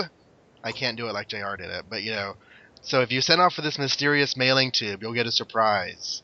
And it's not anthrax. That would be awesome! Yeah, awesome.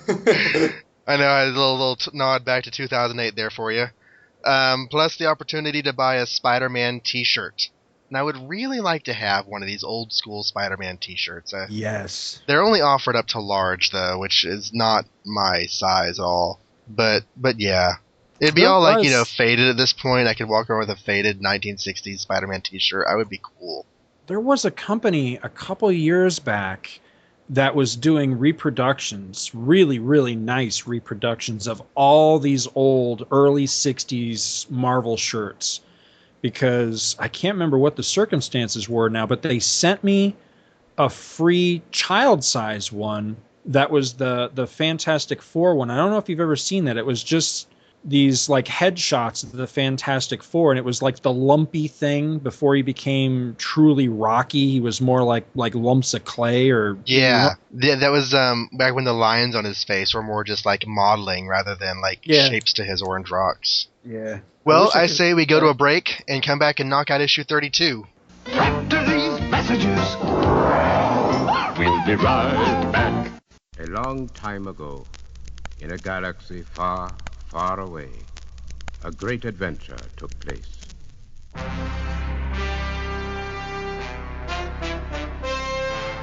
I'm going to regret this.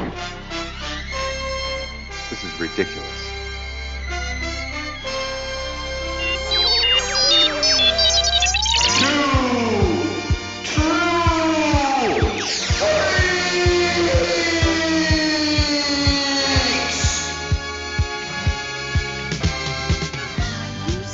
Up, half-witted, scruffy-looking nerf herder.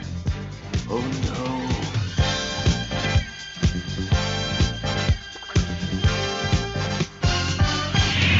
no. Don't be alarmed.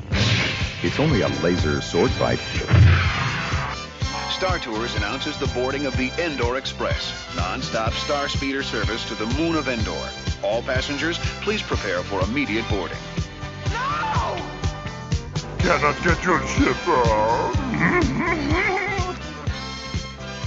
Lando Calrissian is a positive role model in the realm of science fiction fans. Lando Calrissian. Star Wars Monthly Mondays. Available the first Monday of every month at twotruefreaks.libsyn.com. We would be honored if you would join us. So here we are with Amazing Spider-Man number 32, which was released on October 12th, 1965, with a cover date of January 1966. And giving us the synopsis here will be John Wilson. Go, John. Oh, wait, that's me. So we have this massively dynamic cover. I mean, awesome cover with Spider-Man just ripping apart. Well, it kind of looks like it's a staircase to nowhere, but setting that aside, it looks really, really cool. There are these two guys on it who are about to go flying and breaking body parts if Spider-Man doesn't just happen to set that thing down just the right way. And there's a car smashed up and lying on its side as guys try to climb out of it. And the title is Man on a Rampage. Oh, yes. Spider-Man is tearing up the stuff. And there's this little inset of dear, sweet Aunt May on her deathbed where she belongs. So it's everything you wanted to see on a cover. Spider-Man going crazy and Aunt May dying. With his Aunt May gravely ill in the hospital, Spider-Man fights as never before. Kill the bitch! Kill her, I say! I would love to see this cover photoshopped to replace Man on a Rampage with Spider-Man loses his... That would be awesome. Mary March Society seal of approval. Exactly. We also have in the top left panel a return to Marvel Comics Group instead of Marvel Pop Art Productions. That did not last long, evidently, and we're going to talk about that more when we get to the bullpen bulletins. Open up to a splash page that I have to confess I'm really just not that crazy about. It's the Master Planner's underwater base that we saw last issue, and, kind of big on the page, but I kind of feel like the picture is kind of boring. The building is lacking a lot of detail. There's not a lot else on the panel besides the building. And I think I can explain that. If you notice, in this issue and the next issue, they don't really try to like kind of cover it up with the second cover of a splash page. They kind of just jump into the story, and even the credits aren't really all that sensationalistic. I don't know what kibitzing means, but they're kind of straight. So I think they were kind of like not really in the mood for dicking around. Just try to continue the story. That could be it, because this is in the story. There's a speech balloon coming out, but like when the art came in, I don't know if this was necessarily on Stan's mind when he saw it, but there's a big, massive space of nothing that he fills in with this huge yellow caption box. And I just don't know if they were trying to make up for bad art or what. But anyways, it does say... It doesn't look like Ditko to me was my issue with it, because when I opened it up and looked at it for the first time, I thought, wow, does this remind me of... like Buscema from early Avengers or something like that, It really doesn't look like Ditko to me. And that fish that's directly in front of the underwater base, I swear it looks like it has an arm. It cracks me up every time I look at it. Hello! See, the big, huge caption balloon says, "Prepare yourself for a startling surprise. You and Spidey are about to meet one of his most powerful former foes, as the teenage web spinner plunges into battle, with every tick of the clock bringing him closer to defeat." Dun dun dun. The title again is Man on a Rampage, and our credits, like you said, they're kind of lackluster here. They read script and editing by Stan Lee, plot and illustration by Steve Ditko, lettering and kibitzing by Artie Simic. And kibitzing is not the same as kvetching. I looked it up. We do hear, as we said, the Master Planner complaining about Spider-Man's interference from the previous issue. We turn the page, and we see the Master Planner is none other than BJ Cosmos! Not again! Not again! No, it's Dr. Octopus. And yeah, All like right. we said last segment, Scott, they could have waited a little bit with that reveal, because there's really no reason to know it at this point. Yeah. He's not doing anything particularly octopusy. Oh yeah, I said it. I noticed he's not fat either. I like that. I like the svelte Doc Ock.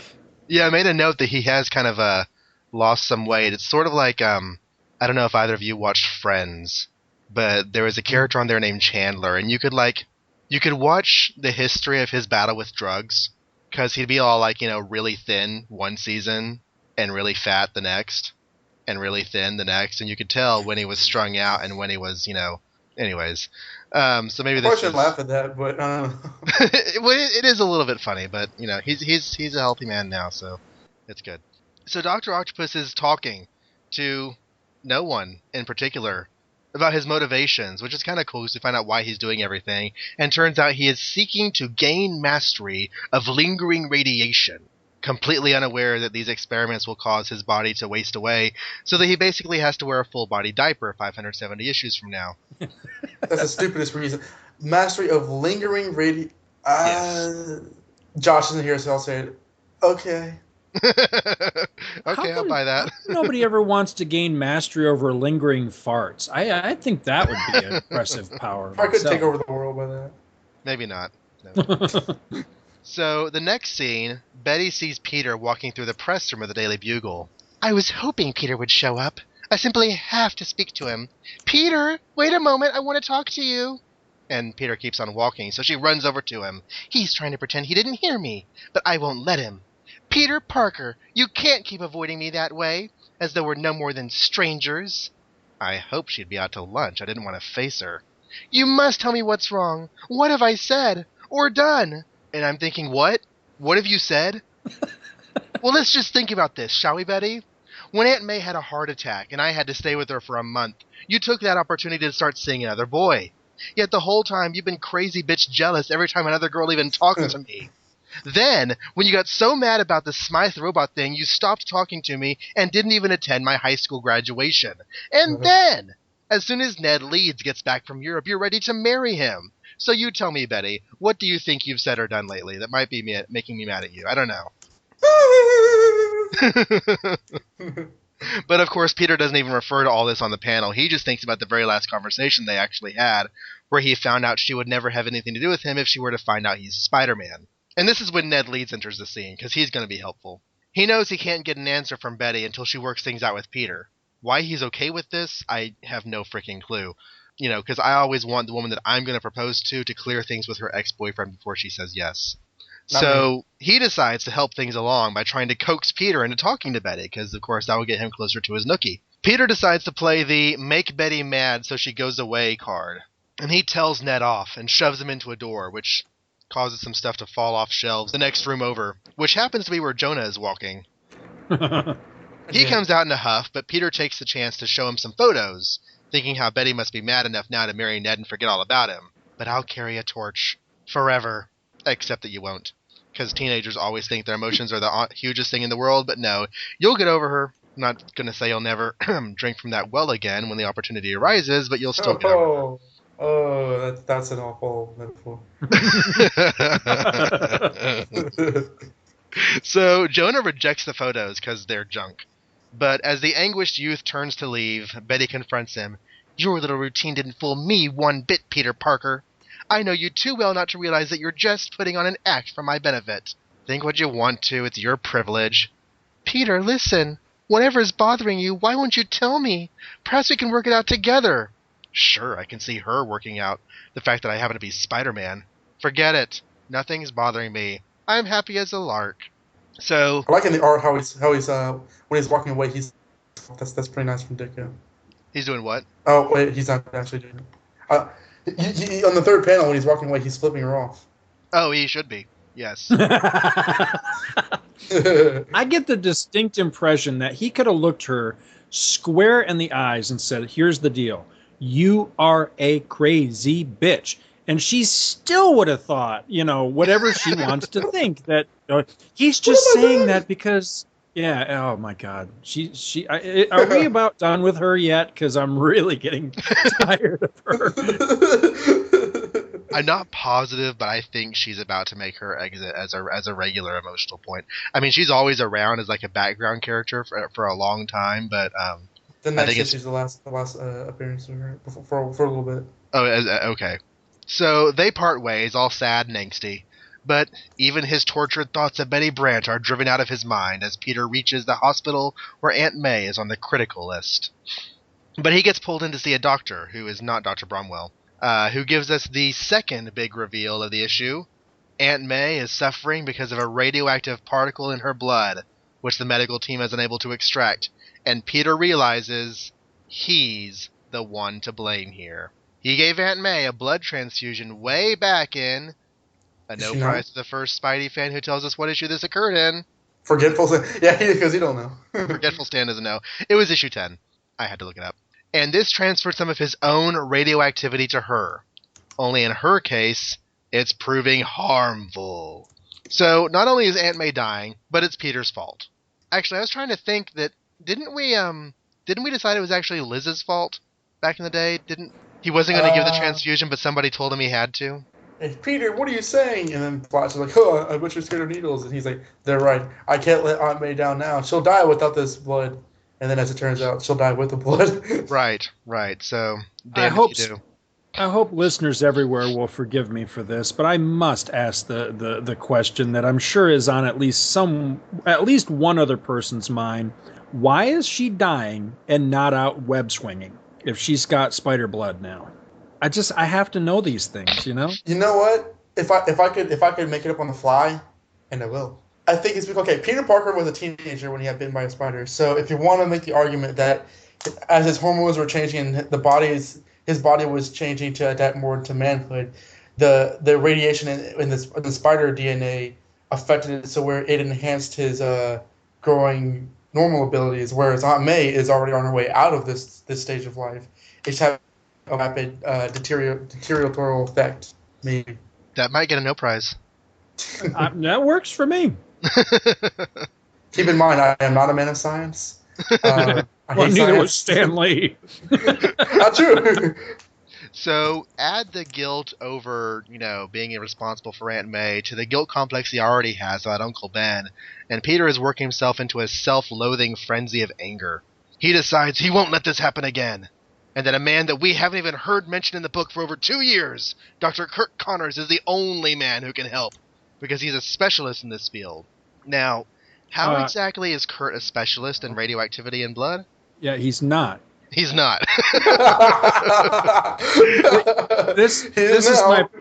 This may actually be the genesis of my major beef with Kurt Connors. Holy crap, does he have 2 arms? I think I just noticed. No, I don't know, dude. I'm looking at the CBR that you sent me, and that first panel on page 6, he has 2 hands. That's not him. Oh, is it? Oh, I'm sorry. Duh. Okay. That's where he gets the blood sample. I'm sorry. You're right. He has a stump. But yeah, this may be the beginning of, now I like this character, don't get me wrong. I really, really like Kurt Connors and the Lizard. However, and I'm sure Spider-Man comics aren't the only thing to do this. As a matter of fact, I know they're not, because there's another character in Marvel I have the same beef with, who is Hank Pym. That just because they have the term doctor or scientist before their name or after their name, suddenly they know every facet of science. So, you've got Hank Pym, who, what was his specialty? Like, I think it's the same as Doc Connors. It's like biophysics chemist or yeah. But you can go to them for radiation or building you a robot or, anything, and they seem to have like a perfect mastery of it. And it's like, no, dude, science is multifaceted that, you wouldn't go to, Isaac Asimov, the master of robots to, cure your sniffles. It doesn't work that way. But that's what they do in comic books all the time. I love it. Yeah, it's crazy. I mean, this guy, he's the Lizard. I mean, that's not a secret. So his studies have been with DNA recombination and limb regeneration. And the only thing I could think of is that Peter worked through his notes pretty heavily in that story back in issue 6. So he would know more about the man's research than what was actually said in the book. I guess it's possible that he did pursue other areas of study like this while working towards limb regeneration. I don't know. Yeah. That's the best I could come up with for an in-the-box explanation. But regardless, he's going to be our plot device that's going to get us on our way here. So to get to Kurt Connors, Peter starts calling around. He finds out that Dr. Connors has conveniently moved from Florida to New York. So he swings by the hospital lab, grabs Aunt May's blood sample, and swings into Dr. Connors' lab. Over there, Spider-Man realizes that the only way to save little Billy Connors' life from being eaten by his lizard rapist father is to kill this man right here, right now. So he pummels Dr. Connors to a bloody pulp. I know, I was surprised to read that. Not really, though. So Connors is very happy to see Spidey, and he promises to do whatever favor Spider-Man needs out of gratitude for his help in the lizard matter, even if that means not eating his son. But he's going to fail on that promise later. So after some study, Connors concludes that they would be greatly helped by a new serum created on the West Coast called ISO 36. Spidey says, "Order it! I'll pay you later!" And he leaves. Minutes later, he has boxed up all his valuable scientific equipment, including his microscope, in a glass bell jar even, and he sells it all at a pawn shop. So Peter goes back to Connor's lab with his wad of green. Wait, I just have to point out that he sells it to Uatu at the pawn shop. That is totally Uatu with a bow tie. Yeah. Big head boy. The pawn shop watcher. It is my task in this universe to watch over all of the pawn shops and merchandise that comes and goes, and to tell you all of the different paths that it might take through life. Well, see, he was at a Watcher meeting, and he asked the other Watchers, "What have you guys been watching?" They said porn, and he thought they said pawn, so he went and opened this shop. So he started Pawn Stars? Yeah, there you go. If I don't get a no prize for that, there's something broken with the universe, I'm telling you. Peter and Dr. Connors start making science. Start making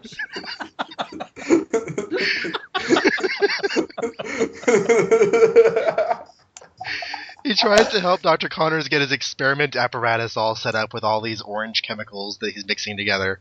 Meanwhile, at the hidden headquarters of Dr. Octopus, alias the Master Platter, one of the Purple Goons reports of a shipment of ISO 36 arriving from the West Coast. Dr. Octopus wants this for his research. So when the cross-country jet lands later that day, the courier is waylaid by the Master Planner's purple guys. Yeah, they beat the shit out of him. They really do. They cave his skull in, yeah. Well, yeah, all we get to see is a thock on the head, but they do still off with the canister. I'm envisioning, some blood and pulp going on here. Yeah. His brains spill out onto the paper. Dr. Connors gets a call. What's that? The serum! Stolen at the airport! Who? You say the description fits the Cats gang? I mean the Master Planners gang? And so Spidey lights out to reobtain the serum. I mean, okay, the purple guys never told anybody they worked for the Master Planner. They still haven't told anybody they work for the Master Planner. How anybody knows that these guys work for the Master Planner, I don't know. Didn't Spider-Man say tell it to Foswell in the last issue or not? Is this another situation where I didn't read it close enough? Actually, I don't really know. Maybe it did. I'm gonna go with no until somebody shows me otherwise. Okay, so Spidey lights out to reobtain the serum, but is taken down by monster-sized monsters, being controlled by a hypno-coin. The monster-sized monsters ad has been like this little bitty ad on one of those like multiple ad pages, but now it gets a whole half page. So I guess they really forked over the dough for this one. But anyways, Spider-Man figures the Master Planner's hideout is in the vicinity of the waterfront because that's where he fought his gang those 2 other times. But he doesn't know exactly where. He gets an idea how to find out, though, and swings into the Daily Bugle, frightening Betty into dropping all of her papers.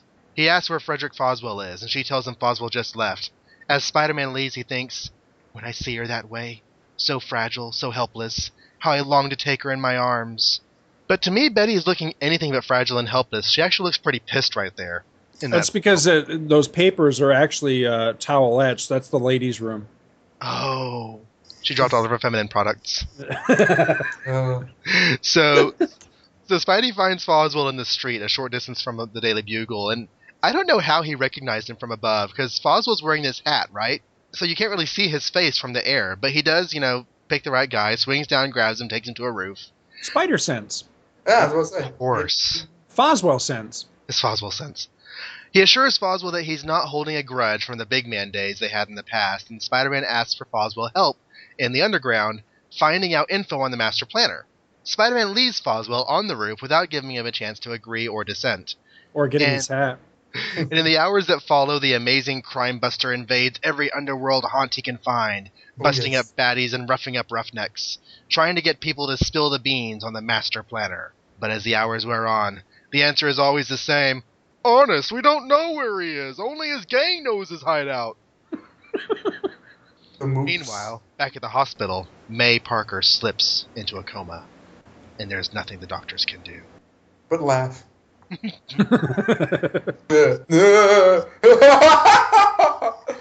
look at that, she's dying. Neener, you have a fever. Oh, that was an Untold Tales of Spider-Man. Yeah. Untold Tales of Spider-Man, yes. Issue, what are we up to, 30 now that we've made up on the fly? Yeah, like past the actual serious life. Yeah. Spider-Man continues the search in a scene that recreates the cover, with the tearing up staircase and car on its side and everything, and Dr. Connors worries about the success of their experiments, and finally, Spider-Man's spider sense tells him there's a trap door in an alleyway, and he's even able to sense the release mechanism, and below he finds the Foot Clan! As they're recruiting new members to serve the Shredder. So he dives right in and starts beating up thugs, demanding to know where the serum is being kept. But of course, they're not talking. And there is some great action here, but it doesn't last long, because he sees some reinforcements coming in through a secret door. So he dives through that door himself. Glad it's not the bathroom. The gang reports to Dr. Octopus that Spider-Man is on his way through the secret tunnel, and Ock is happy about this. Now, at the beginning of the issue, he was all pissed off that Spider-Man was around, but now he's happy. Not sure what changed his mind, but we'll go with it. He is planning now to set a trap with the ISO 36 serum as bait. And sure enough, Spidey creeps through the tunnel to a room where a spotlight is shining on the serum canister sitting on the floor. Spidey goes to get it, but is blasted by an electric shock, causing him to fall from the ceiling. But before the dazed, stricken youth can reach the ground, a hidden door slides open as 4 super-powerful living tentacles lash out, So, Spider-Man, we meet again. But this time, alas, it shall be our final encounter. Never again will you interfere with the plans of those who are your superior. That's good. That's good dialogue. Dr. Octopus, then it's you who are the master planner.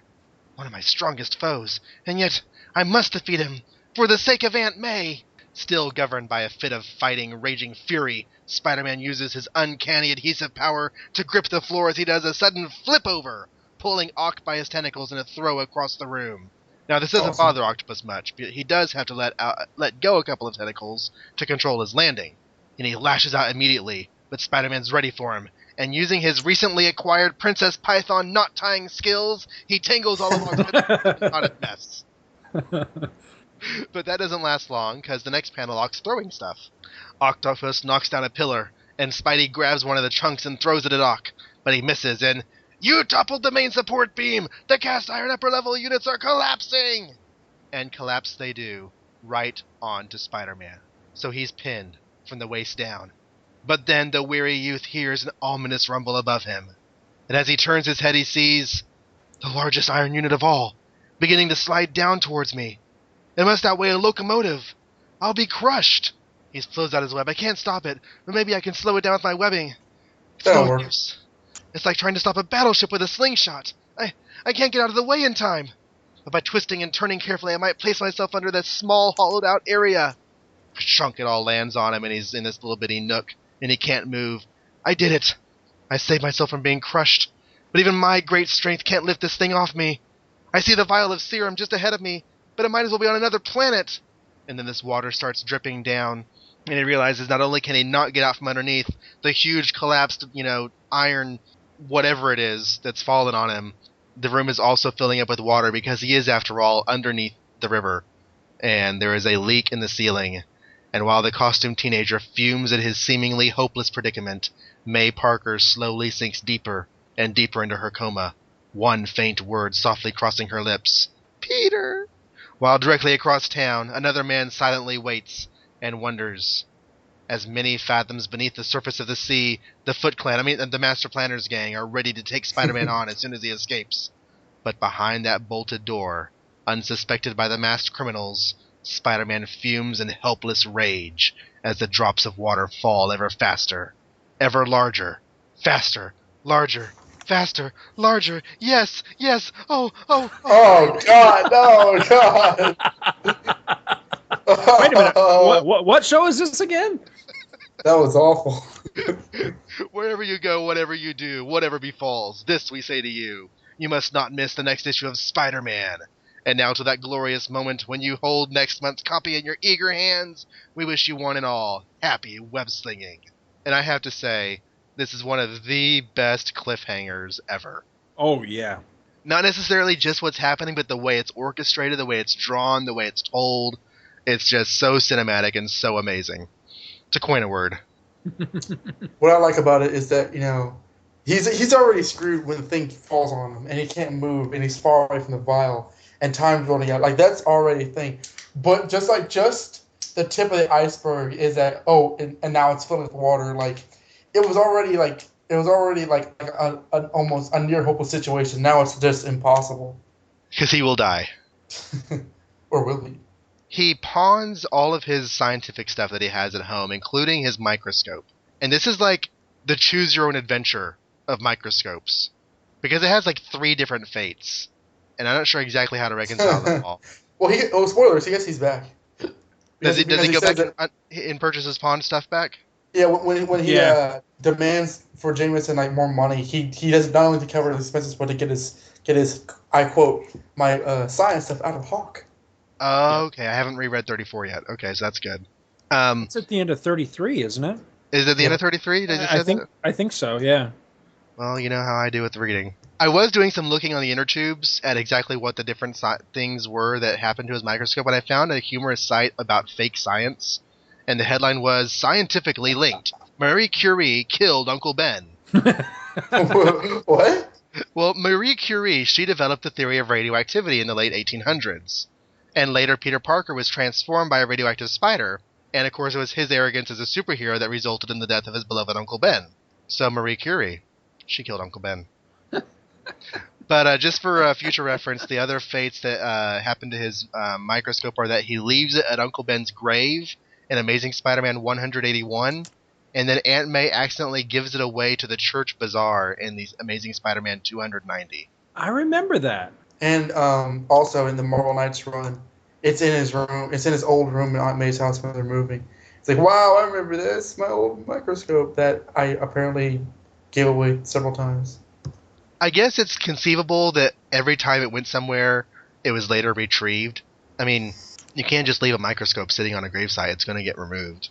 So I don't know. Maybe he went back and got it or somebody else gave it to him. I don't know. One of my favorite parts of this whole thing is on page 5 when Peter realizes he's responsible, or at least he feels responsible for what's happening to Aunt May, because it's just been revealed to him about, the radioactive element in his blood is what's killing Aunt May. And he goes home, and it really is a great sequence of him being totally angsted out. He's looking at this picture of Aunt May and Uncle Ben, and talking about it does look like a lunchbox. That they were the two people that he's loved most in the world. They raised him, and they're like his mother and father, and they had love for him, and they were kind to him, and he's brought them nothing but tragedy. I love this middle panel in the page. Yeah, he says, but it can't happen again. It mustn't. Not to Aunt May. She's been too good, too kind. I can't pay her back like this. And I'm thinking, but you don't mind paying her back by smashing all the furniture in her house in this rage that you're in. So Aunt May's going to recover eventually, or maybe not. But if she recovers and manages to come home, she's going to find everything she owns broken. And have a heart attack. I love it. Beyond that, I think it's a really great issue. I think it's really nicely paced. I think it moves along very well without some of the things that plagued the prior issue. As much as I liked 31, there were parts of it that felt padded out. Just like they were trying to fill up the pages, with all the back and forth between school and Aunt May and school and Aunt May and back and forth. This one's not like that at all. It really flows, and it moves like a movie would move. You come right in, you get the beginnings of the story, the setup, and everything you need to keep the story progressing, and you even get just enough movement on the subplots to both remind you of them and to progress them just a little bit. And then it goes right into the action sequence. Spider-Man realizes what he has to do, and we see his obsession with doing everything he can, to set this situation right, because he feels, responsible for what's happening to Aunt May. I love that. And to see him really unleash, because here's a guy who's supposed to have this proportionate strength of a spider. And when you think of that, a man-sized spider, that would be an awful lot of power, an awful lot of super strength and all that sort of thing, but we never really see him unleash that much in the comics. And to see him really go berserk in that one, in this issue, and not just with punching out bad guys, but throwing cars around and ripping up masonry and stairways and these giant bits of metal. And so I love that. It's really cool to see just how strong he is when he doesn't hold back. And I think it's a fantastic issue. I think the sole misstep, if you will, with this issue is what we talked about earlier, that the revelation of the master planner's identity really, really should have been reserved for the bottom of page 15, that last panel. If that panel right there of Doc Ock coming out of that door and grabbing Spider-Man, if that had been the reveal to us along with Spider-Man, I think that would have been just awesome. I think that would have really packed punch. And as it is, I don't know that it does. I mean, does it feel impactful when he reveals himself to Spider-Man? Because we've already known who it is since the very beginning of the issue. I think it comes off kind of flat. Only to me in the the sudden abruptness of his attack. That it's Spider-Man's going along, and suddenly, bam! Dr. Octopus has every single one of your limbs. And it takes up more than half the page, and so there's some drama there. I just wonder if, for this being the Master Planner trilogy, the Master Planner is actually not on the page that much. I was just about to say that. I understand what Scott is saying, and I agree with him. But I think if there is a reason why he was revealed so abruptly in the issue, like in the third panel or whatever, I think it's because in the grand scheme of things, Dr. Octopus is not in the story all that much. He's in he's in bits and parts throughout this issue, mainly in half, really, and then only the first. He's barely in he's not even in the next issue, is he? No, he's not. Mm-mm. So he's on two separate pages before Spider-Man infiltrates the base, and then he's on like 3 pages, of the fight, 4 maybe. I don't know how many. Yeah, 4 pages of fight. As cool as the reveal would have been on page 15, I think the overall effect that Ed has now would have been the same because he's barely in the story. Because we would probably be saying, it's a great reveal, but he's barely in it. And now it's like, it's a great identity for the Master Planner, but it was revealed badly. It might just have to do with the whole overall story structure, because this is the plot chapter. Right. The first chapter was, like you said, a little bit padded, and it had a lot to do with other aspects of Peter's life besides the Master Planner story. He's dealing with the fact that his aunt is sick, but we don't even know why until the very end of that issue. And, really until this issue, they explain why, and he starts going about finding a solution. The solution is discovered.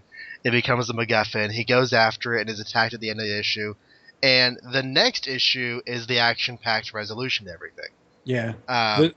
This is just the way I like my trilogies, to play out, where, 31 is your Star Wars, this is your Empire Strikes Back, and then next issue the Ewoks come and save him. So, I mean, it really it works out really well with this. And I like the second panel on page 15 as well, that we get that like photo negative of Spider-Man that looks a lot like the symbiote Spider-Man that we would see. Yeah, I was thinking that too. Way on down the road. Oh, wow, so that's kind of neat. It's almost like Ditko drew the symbiote. Yeah, very cool. The only other thing about this is that since we do know it's Dr. Octopus going in, then we get a sense of what Spider-Man's walking into as he moves closer and closer into the trap. We have more of a sense of just what kind of brown pile he's about to step in. And so that adds a little bit. But overall, I do agree with you that structuring things a little bit differently and having us find out that he's, or maybe on page 14, getting him in shadows with the tentacles and everything before the actual reveal on 15, maybe that would have been enough. But then I think the whole thing should have been structured differently so there were more pages with him involved in the fight with Spider-Man after that. This 3-parter is so really good. It might be a boring episode of Classics because there's really not that much we can make fun of. I think it's genuinely good storytelling. Yeah, that is kind of our shtick, is to pull out everything that we can make fun of, and this is an awesome issue. Yeah, Michael and I frequently find ourselves with the same problem when we're covering comics on any one of our different shows, is that when it's a mediocre to bad issue, you can find tons to talk about because, if nothing else, you can just rip into it. But when it's an awesome issue, a lot of times, you'll find yourself going, so how's the weather in your neck of the woods? Because there's only so many different ways you can say this was awesome. And it was truly awesome. And I don't want to nitpick it or whittle it down by pointing out goofiness with. Yeah, exactly. I do see more Gil Kane whenever Peter's angry and calling on the phone trying to get to Kurt Connors. And I don't know if Gil Kane studied after Ditko and that's why he has the style that he has, but Ditko is definitely changing up a lot of the angles and camera shots that he's using to get people's faces, and it's the kind of thing that we'll see a lot more once we pass issue whatever it is, 90 or whatever, whenever Kane takes over. It's just Kane's style because he does it all the bloody time. Upward angles of people's faces, so you see all the way up to their nose and stuff. What also is really good about this? It probably helps that the Master Planner is such a non-entity because it's not about the Master Planner. It's called the Master Planner arc just kind of by happenstance, but it's about this is the kind of aspect that of Spider-Man that we've come to know in the years, where he is determined and desperate, and you see what he's really made of. Because a lot of the times in the past issues, he's kind of been reactionary to the new villains, but this time when his aunt's life is on the line, he pretty much takes the world by the balls and just takes control. Like Scott was saying, he tears apart a metal staircase, like it was nothing, and that kind of stuff. In this early of the character's history, it's really really good. Yeah, it really is. And I mean, with the strength that he displays throughout this issue, when we get to the end, the only thing that's working against him is leverage. I mean, if he could just get the leverage, he could, tear that thing that's on him apart. He just is at a bad angle to get out of it. Yeah, he's way down. Right. Everything clicks. Everything flows. The emotion is there. I mean, we make fun of silly old Aunt May because she's been around for 640 issues now. But, this was the worst it had gotten so far for her.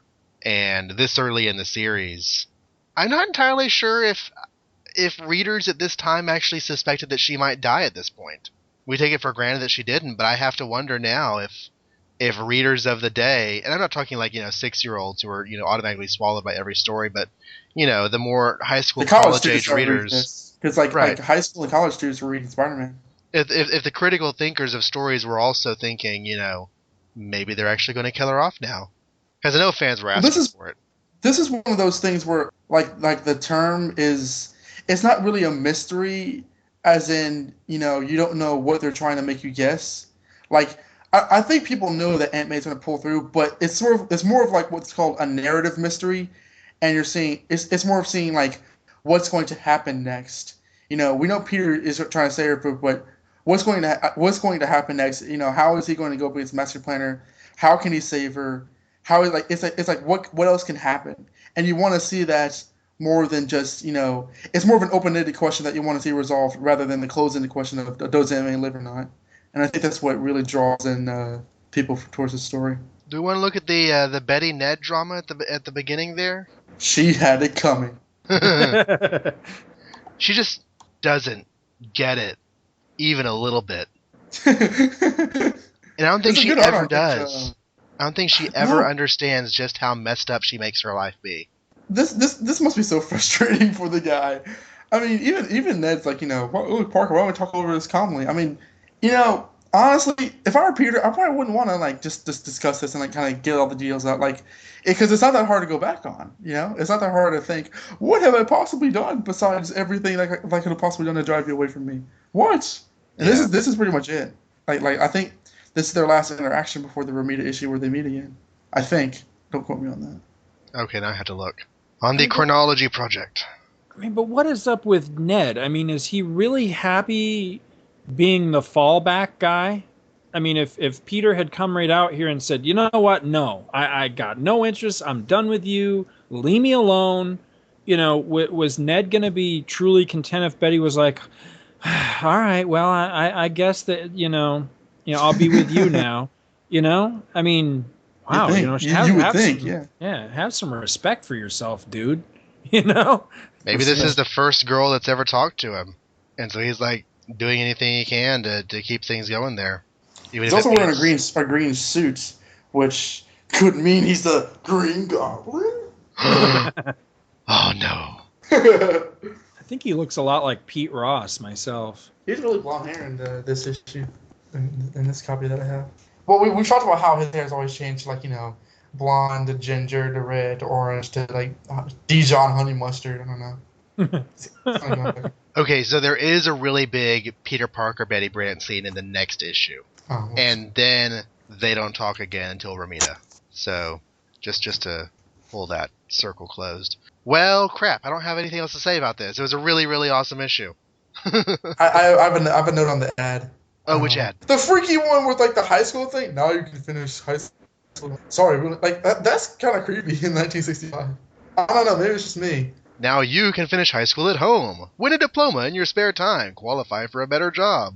I don't know. It's just the way it's done. It's sort of like an ad now. All kind of manipulative and disturbing. They're getting that in pretty early. For the Spider's Web this month, we had David W. Banks asking that Spidey join the Avengers. And just a few months earlier, they had their first big membership change. Captain America was currently leading Hawkeye, Quicksilver, and the Scarlet Witch. It's an era that is commonly now called Cap's Kooky Quartet. There was a lot of concern that the team just didn't have much muscle anymore, so David is suggesting that Spider-Man could help with that. The unfortunately named Michael Phallus complains that the Molten Man fight was over too quickly in issue 28. Now, you don't know that. He might have been very popular with the ladies with a name like that. It could be. Could be. Most likely not. I doubt it.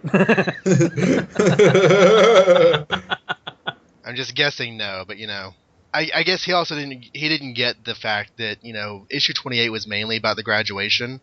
The Molten Man was kind of thrown in as it's a superhero comic, so we have to have a bad guy with a fight. So his complaint doesn't really weigh too much with me. Les Soriali pinned him on the Liz Hilton mistake, whenever they called Liz Allen Liz Hilton. And there was lots of love for the second annual from several letter writers with the Doctor Strange story, which I don't understand at all, because we thought not from us. That was kind of crazy. Leo Renaud something, made his own latex mask and gloves of the lizard for the Mardi Gras parade and won first prize. And there's a black and white photo printed in the letters column of him there. And it's kind of blurry, but from what I can tell, it looks really good. Like, he gets props for making a lizard costume there. Cosplaying in its earliest. Yes. And it's the Ditko rendition of the lizard, so it's not very scary lizard looking, but... It's not Tom McFarlane, no. No. That probably freaked people out back in 1964. Sorry. Rise above it all! Advantageous. Jeff Williams suggests bringing back John Jameson and having him like Spider-Man so that he could be at odds with his dad. He will get his wish. Yeah. And finally, Betty Ann Lopate writes extensively a really long-ass letter comparing Spider-Man to the Dadaist pop art movement. And honestly, I read half the letter and couldn't really follow what she was trying to say. So... But the next issue box, check this out. No need for a big ballyhoo about our next ish. It's scripted by Stan and drawn by Steve, and it reintroduces Kraven the Hunter. Oh my god. No, it doesn't. Well, maybe... No, well, that's what it says, yeah. Maybe this whole letters thing was sent out too early, and maybe they meant this for the next issue? Yeah, that's what I'm guessing, that somebody didn't communicate with somebody else. The Marvel Bullpen Bulletins, more nutty news and notes from one Marvel madman to another. There were a few things here that have to do with the world of Spidey-Man. In the We Goofed Again department, remember how we tried to change our name to Marvel Pop Art Productions? Well, although some of you went along with us, we never realized how many thousands were intensely loyal to the name Marvel Comics. Your mail, phone calls, and telegrams bowled us over. So once again, we fell on our red faces, and from now on, we're the Marvel Comics group once more. So be it. No, and forever. But the Marvel Pop Art Productions thing was just silly. So I'm glad that they went. That was the dark days, and thank God we're out of those long, horrible era, centuries and centuries of pop art. Sure did felt like it. The season's biggest surprise. Here's the best kept secret of the year. We have a brand new 25-cent giant-sized quarterly sensation on sale this month. It's called Marvel Collector's Item Classics, and they'll be like having a fabulous annual 4 times a year. Our first issue on sale now features the full-length thrillers you have most requested from the earliest days of the Fantastic Four, Spidey, Ant-Man, and Tales of Asgard. This is your chance to build up a priceless library of Marvel masterworks. Enough said. So, the book gets a ad page too, Marvel Collector's Item Classics. It's labeled as a new king-size reprint series. It does reprint Amazing Spider-Man 3 in its first issue, for those who had missed it 2.5 years earlier, along with the Fantastic Four 2 and a Tales to Astonish Ant-Man story and one of the Journey into Mysteries, Tales of Asgard. This would be a bi-monthly book, and it lasted all the way into 1980. Going monthly for its last year. It's basically the Fantastic Four equivalent of Marvel Tales. Yeah, it switched titles after number 22. It became Marvel's was it Marvel's Greatest? Yeah, Comics, Marvel's Greatest Comics. Yeah, I've got almost a complete collection of the Marvel's collector's items classics, but then when it switched over to the other title, I find those hard to find. I've got a pretty decent sized collection of them, but they don't turn up near as frequently as Marvel Tales used to when I was a kid. It seemed like Marvel Tales were everywhere. You know, the Spider-Man reprint ones, but the FF reprint ones, for some reason, they were hard to come across. But yeah, before it switched to Marvel's Greatest Comics, that collector's items classics was a great one because, man, you got a lot of comics for your money in those because they threw, you know, several stories into every issue. You know, all the different, you know, basically all their best characters got a story in every issue. So I like those things, and surprisingly, you can find those on the cheap. Like $1 or $2, or yeah, I would say because I've got, like I say, almost a complete collection of them, and I am notoriously cheap when it comes to my back issues. I know I haven't paid more than $2 for any of them. So yeah, they're out there. Wow. And I find them, or I used to anyway. I used to find them on lots on eBay all the time. You know, you might pay $10-20 for the lot, but when you break it down to a per issue price, you know, you're usually getting them for 50 cents or $1. So. There's a lot up right now for it's at $8.27 right now, and it's 12 issues from the run. Yeah, there you go. Well, no, three of those are Marvel Tales, but from the same, you know, early issues of the run. Yeah, well worth it, I think, for the money, because like I say, you know, those Marvel Collector's Items classics, you usually got I believe at least 3 full comics in every issue. I'm looking just on a random one here. I'm looking at the cover to number 3.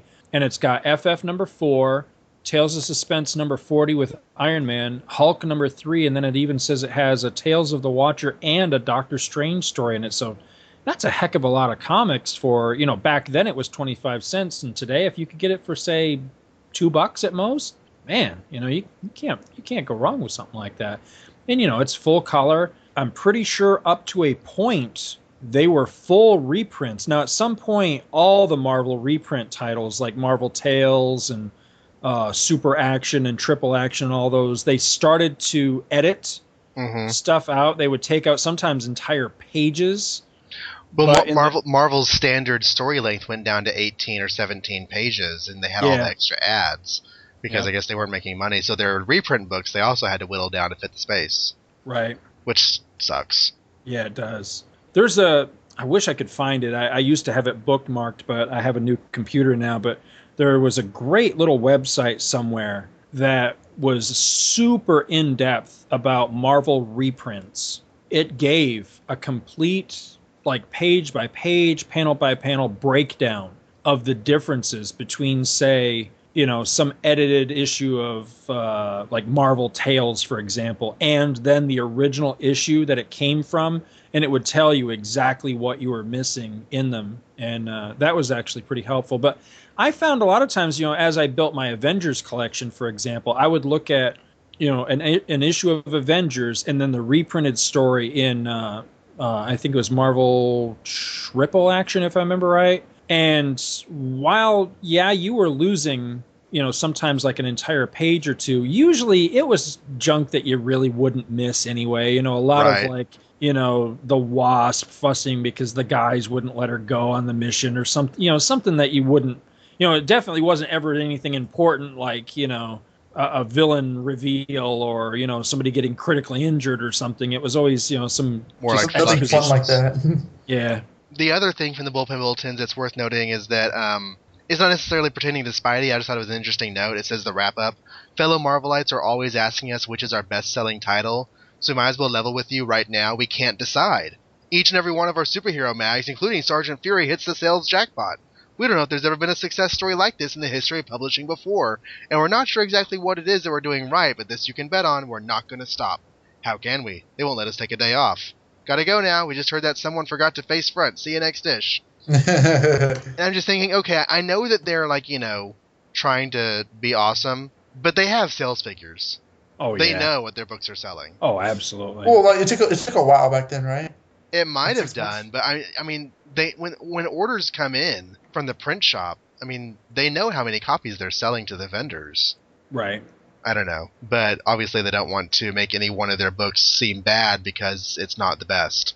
That's what it comes down to, is they didn't want to show favoritism in the titles or take a chance of, somebody not picking up, Sergeant Fury or something because it wasn't holding its own with, the top tier books. But yeah, I would imagine that it was pretty impossible that they didn't know what their top selling title was. I mean, come on. It almost makes me wonder if Sergeant Fury was their bottom selling title. So they mentioned it to get people to go buy it because everyone else was buying it. Precisely. Yeah, I think that's exactly why that one title is called out, is because it probably was the bottom book.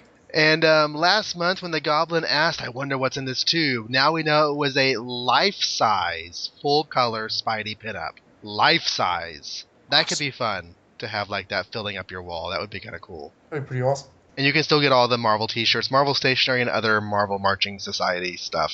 The only other thing I have is that the in-house ad for this issue, besides being Marvel Collector's Item Classics, also brings up Fantastic 446, continuing the first saga of the Inhumans, bringing Black Bolt to the focus of the story. So that's pretty cool. This is, again, really, really top Fantastic Four stuff. We're going to be getting up to Galactus soon, so good stuff here. And that would be it for this episode of Amazing Spider-Man Classics, except that I was able to take my Bertoni to the Bertoni Repair Shop and was able to get some of his thoughts on issues 31 and 32 the next time we spoke. So here is Josh Bertoni and what he thought of these two issues that we discussed today. Peter's mental place here, it's everything's happening to him at once. He's going through a breakup, his first serious breakup, which they don't really, his thoughts aren't really on this issue. His aunt's dying and he's starting college. That's a lot to weigh on a person anyway, no matter all that stuff. To say he has a lot on his mind right now is to say that water's wet. I mean, it's just like... So it's, it fits in with the story. I like how he does have that thought about dropping out of college, but realizing that it will break Aunt May's heart. Well, we did see the result of that in the Roger Stern and later Tom DeFalco run, because he dropped out of graduate school and Aunt May wouldn't talk to him for almost a year. That was before he got married or after? Before he got married. Alien Costume Saga. He dropped out in the Stern run, but he didn't tell Aunt May for about 10 issues or so. Wait, he dropped out while he had the alien costume, like in those 8 issues, or later? He told her when he had the alien costume, because I have that trade. He dropped out way before Battle World, and every time he saw her after that, he put off doing it. In fact, there's that one that me and Don like, where he goes to have dinner with Anna Watson and Aunt May, and they're still doing the Mary Jane thing. He's like, I'm so glad that you guys are just having dinner with me. Ever since Mary Jane came to town, everyone's been trying to set me up with her, except for you two.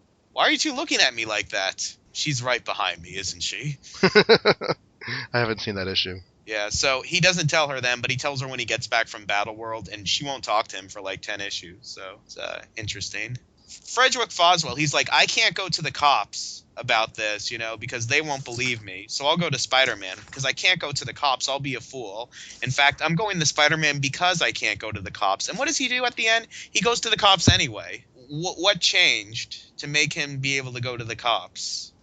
Stanley's writing process, I guess. Does he go to the cops, or do the cops just show up? The cops show up with him, and he's like, see, I told you, or thanks, Patch, something like that. But I do know that, yes, Foswell, did go to, what changed? But, yeah. Speaking of Daily Bugle reporters. Uh-oh. Okay, and yes. I don't know how this is, I'm sure that you guys mentioned this. Ned is a chump. Yes, he is. He's like, Betty, have you thought about it yet? She's like, I really need to talk to Peter first. Okay, when she says that she needs to talk to her other boyfriend first, to kind of, what's it called in business when you do that? Being a chump? No, yeah.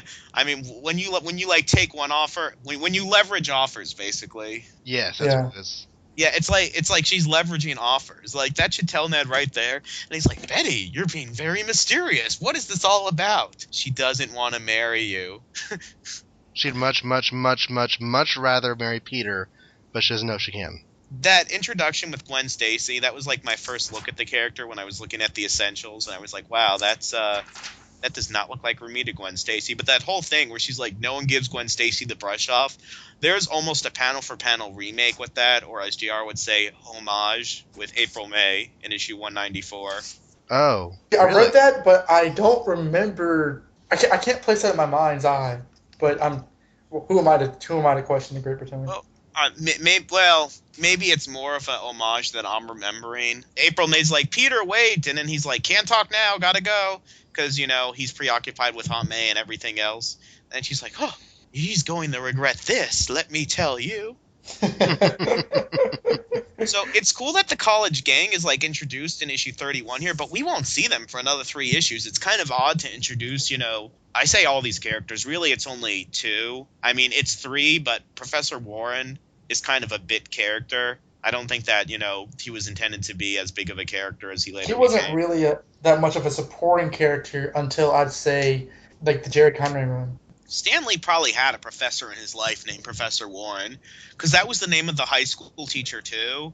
So I think that was just like a stock name in Lee's mind, Professor Warren. He probably forgot that there was a Mr. Warren in high school. You think he just perish the thought? Yeah, I mean, and then it was later retcon that by Kurt Busiek that they were brothers in the Great Untold Tales. But yeah, Harry and Gwen's introduction very important, and I can go on about for a while about Gwen in this issue and her mindset. I did that in the Gwen articles that you can now find over on Crawlspace that I need to update. So I'm not going to repeat the stuff that I said verbatim there, but I mean it's clear what's going through her head. And Scott brought up, but he thought that when he was reading this, that Gwen Stacy appeared older, just as the way the kids were talking or whatever. Like, what do you think? Because me and John gave our thoughts on that. What do you think about that concept? Him and Harry possibly being older. Because Harry says the ex-beauty queen of Standard High, it leads me to believe that they're fresh out of high school. Mm-hmm. Also because Gwen's talking about following Flash's football career. And JR even jokes about what girl in high school follows the football career of another high schooler. What college girl would do that? That makes it even more outlandish.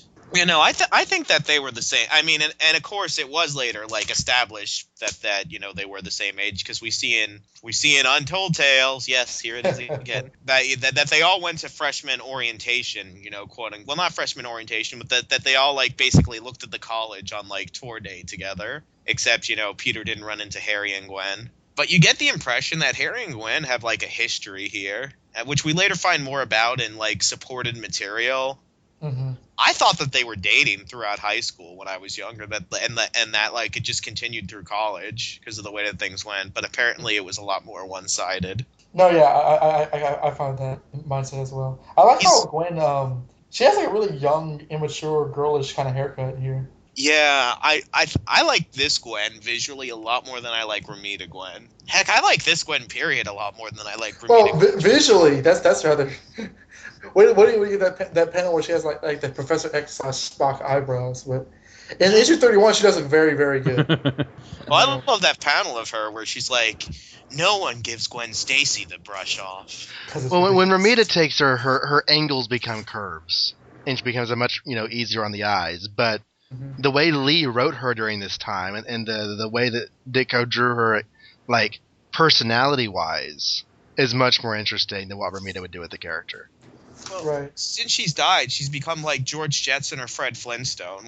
Everyone that draws her, she has the same trench coat and and skirt. I have to say that I would never have sex with Fred Flintstone or George Jetson, so she's nothing Norman like Osborn would. I mean, everyone draws her she wears that same outfit and she wears that darn headband. It's so groundbreaking. Like now it's groundbreaking. If somebody draws Gwen and she doesn't have the headband on, and it's amazing that she went through all of Ditko's run without wearing that darn thing once. When Ramita redrew her, he didn't draw her with a headband. He just drew her with a different haircut. She wore the headband in the second or the third issue of Ramita's run. But then she didn't wear. But then she went through issues where she didn't wear it, and it was a while before she settled into her standard look. But even towards the end of the Ramita run, there was issues where she would wear something else instead. She had that. I just flipped to issue 44 just to grab an early Ramita at random, and at that point he's still emulating Ditko's look quite a bit. There is the headband, but everything else about her looks very much like Ditko's face. He changed her over time. He accentuates on the cheekbones because you look at John Romita drawing Mary Jane and Gwen Stacy. They're very different because Gwen Stacy has cheekbones and Mary Jane has the divot on her chin and her face is a little fuller. It's kind of like Clark Kent, where people are like, his glasses and his hair change the whole face of his shape. Like, once they change Gwen's haircut and they put the headband there, it changes her whole face. She gets her bangs trimmed. Instead of having all her hair long, she trims her bangs so that she has this little fringe across her forehead. But anyways, we're probably spending way too much time on Gwen's feminine attire. I was thinking. What I was saying, I mean, Gwen's first appearance, we'll be spending a lot. It's foreseeable that we'd be spending a lot of time on Gwen, but we have a lot of time to cover Gwen in the next, 90 issues or so. Yeah, it's not like Harry Osborn changes his haircut. Yeah, I haven't even spoken about Harry. Shit. Okay. I'll talk about Harry more. I'll talk about Harry more in issue 34, though. Okay. Okay, so obviously Betty, when she's running after Peter, can you tell me, is it something that I've said or done? Exactly. Yeah, and I went through serious? I went through a whole bunch. Yes, this is what I wanted. Seriously? Evidently, it is serious. She obviously has no memory of everything she's done ever since the Spider-Man fan club, or even before that, maybe. Even before that. I didn't propose to Ned, did I? Is it like? For some reason, Peter's been acting strangely ever since I told him that my other boyfriend wants to marry me. Could this have upset him? Poor Betty, so misunderstood. No, just kidding. Peter needs money for this, for so he can buy some science to save Aunt May. Because science is expensive. So he sells his, microscope and everything else, which he later says that he's going to get out of Hawk. That epic microscope that, moves from place to place. There's actually a lot of discrepancies with that microscope. So, because he needs money for science. Are you regretting in issue 30 not taking that reward money that Jonah offered to you on a silver platter? Are you regretting that? You regretting that at all now? It's like, well, those thousands of dollars, it's like, that I was going to give to someone for capturing the cat. Do you want it, Peter? Nah, no thanks, Mr. Jameson. Yeah, happy now? And he just left Foswell on the roof.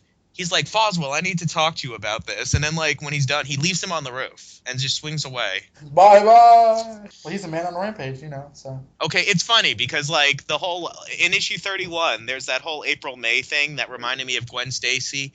Here, Peter, is in the middle is in the middle of shenanigans with Betty and Ned, and he's like, the only way to get her and Ned Leeds to be happy and leave me alone is if I'm mean to Betty. I have to get her to hate me. And then once and for all, he does this same plan in issue 195.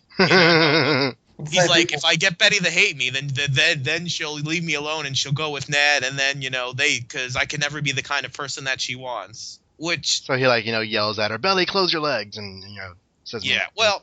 Jeez. It's weird because in this issue, Betty's like, you didn't fool me for 1 minute, Peter Parker. But in 195, she's like, how could I have been so fooled? Which is well, I mean, in that issue anyway, Ned's like, Peter, tell my wife you don't love her. I don't love you, Betty. Peter, why'd you tell my wife that you don't love her? That's seriously the stance that Ned takes. But yeah, it's... That's a jerk, that whole storyline. There's kind of some symmetry here, here in Marv Wolfman's run, because what was going on then too? Aunt May was dying. In fact, that was her first death. But it was really Mysterio shenanigans. And Peter's friends were mad at him because of a misunderstanding, because he was too focused on Aunt May. Harry and Flash, yeah. And he was transitioning from one, level of schooling to another, college to graduate school. Ooh, this is And he also encountered one of his most famous female romantic interests. Here's Gwen Stacy, and there's the Black Cat. So many metaphors, so many parallels. I feel like I'm reading Nathaniel Hawthorne or something. So many ripoffs. And one of his love interests, Liz Allen, bowed out of the series. Mary Jane bowed out of the series. And, I mean, there's the Betty parallel, but also him breaking up with Betty, then his long Silver Age relationship. His relationship with Mary Jane was also ending. My God. The entire history of Spider-Man is, falling apart before my eyes. I know, but this whole Ned thing, Peter has the same plan twice. He's like, I have to get Betty and Ned together, even though it hurts me so. I must be mean to Betty. Which, this is a Stan Lee thing. In a lot of Silver Age books, the Silver Age boyfriend will be like, I have to make her hate me to make it easy on her. Daredevil did this with Karen Page. Like, there's an issue of Daredevil where Karen is like, I need to quit because I'm in love with you, Matt Murdock, and he's like, we can never be together because I'm Daredevil, so I must make her hate me. I have to. If I make her hate me, it'll be easy on her. Bah, you stupid women, you're all the same. Stan Lee, did this ever happen to Stan Lee in real life where he's like thinking, I must make this woman hate me for her own good? Yeah. No more pop art productions. That was pretentious. That's gone now. Yay. Yeah, the bullpen bulletins and the letters pages. It says next issue Craven. That's a bold-faced lie. Yeah, he's on the last panel. We'll talk about that when we talk about 33 in the next episode. But, okay. Yeah. So it's not a bold-faced lie. It's a red-faced lie, maybe. No, it's a total blooper, and yeah, I can imagine somebody reading this and wondering, how are they going to squeeze Craven into this story? Oh my goodness! This is Spider-Man's first encounter with Doc Connors since issue 6. I know we said that we were done with this, but we're not, apparently. They actually did have some chronological adventures together in Untold Tales between this and issue 6, including Doc Connors turning to the Lizard again. Really? Yeah. Okay. Doc Connors was helping him with this little kid named Bat-Thing, or Batwing. Oh, yeah. Oh, God. Oh, I suck, because I've had those issues since I was a kid. The thought never even occurred to me. I mean, and they basically did everything that they could so that everything went back to status quo, because I think at the end, Peter, gives Jameson pictures of the Lizard again, and he says these pictures are obviously fake, so that way the world still doesn't know of the Lizard, and the status quo is exactly as it is with Doc Connors before his next Lizard appearance. What is the Lizard, out towards the public? Everybody thought the Lizard was fake, and, Well, they knew he was real in, He attacks in the city in 46, doesn't he? Yeah, so, that's when everyone realizes that he's real. Holy cow. That's when he realized. Ooh. Sorry, my pun machine was running on rampant there. Not so much a pun as a archaic use of the word, but in any case, that brings us to the close of this episode of Amazing Spider-Man Classics.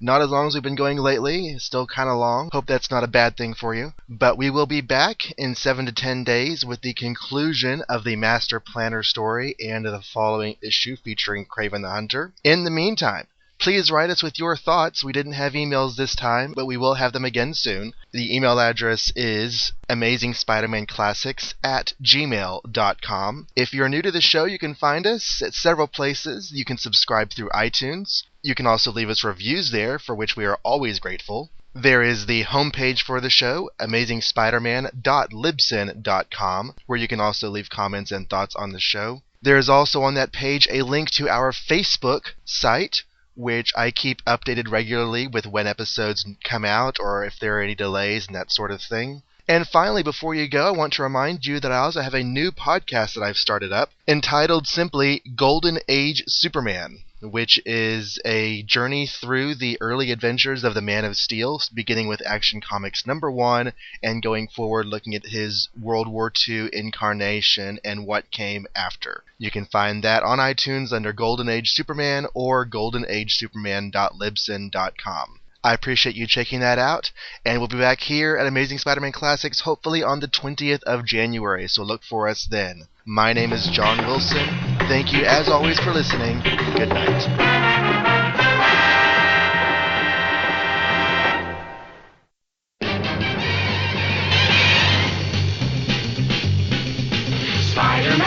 Spider-Man does whatever a spider can. Spins a web any size, catches thieves just like flies. Look out, here comes the Spider-Man. Is he strong? Listen, bud, he's got radioactive blood. Can he swing from a thread? Take a look overhead. Hey there goes the Spider-Man. In the chill of night, at the scene of a crime, like a streak of light, he arrives just in time. Spider-Man, Spider-Man, friendly neighborhood Spider-Man. Wealth and fame, he's ignored. Action is his reward to him. Life is a great big hang-up. Wherever there's a hang-up, you'll find the Spider-Man. Okay, so diving right into the books. First up is my sister calling me. I was gonna say, like, you got all robot for a second. It's your phone. Yeah, it's my phone interfering with everything. Now, before we get going, I'm sorry to make more editing work for you, John. I just want to apologize ahead of time. There's no delicate way to put this. If I burp because I just ate and I'm living on Mountain Dew to keep me awake at the moment because this stupid thing with the DMV kept me tied up all day and I never got my afternoon nap that I typically take before recording. So like I say, if in the middle of this synopsis I suddenly just belt one out, I apologize ahead of time. It's the fact that, he doesn't give her a tumble, as we find out later, that, did he just bathroom me? He did. He just bathroomed me. I'm going to make this profound continuity point. He goes to the bathroom. Either that or something very heavy just fell on him. One of the two. All I heard was just like Kirk Blunk in the back. Yeah, he typed into the chat window, be right back, bathroom. Well, damn him. I'm just going to make this note without him. Okay. So, yeah. Are you okay there, Don? Everything come out okay? As far as I know. Okay. Thank you for asking. Most of my little pithy comments I put into the recap. What's the thing I just did? The recap? Yeah, that thing. But I did want to say one thing. Ned is a fucking chump. Dude, that's like twice now that I'm going to have to beep you. Ned is a fudgetical chump.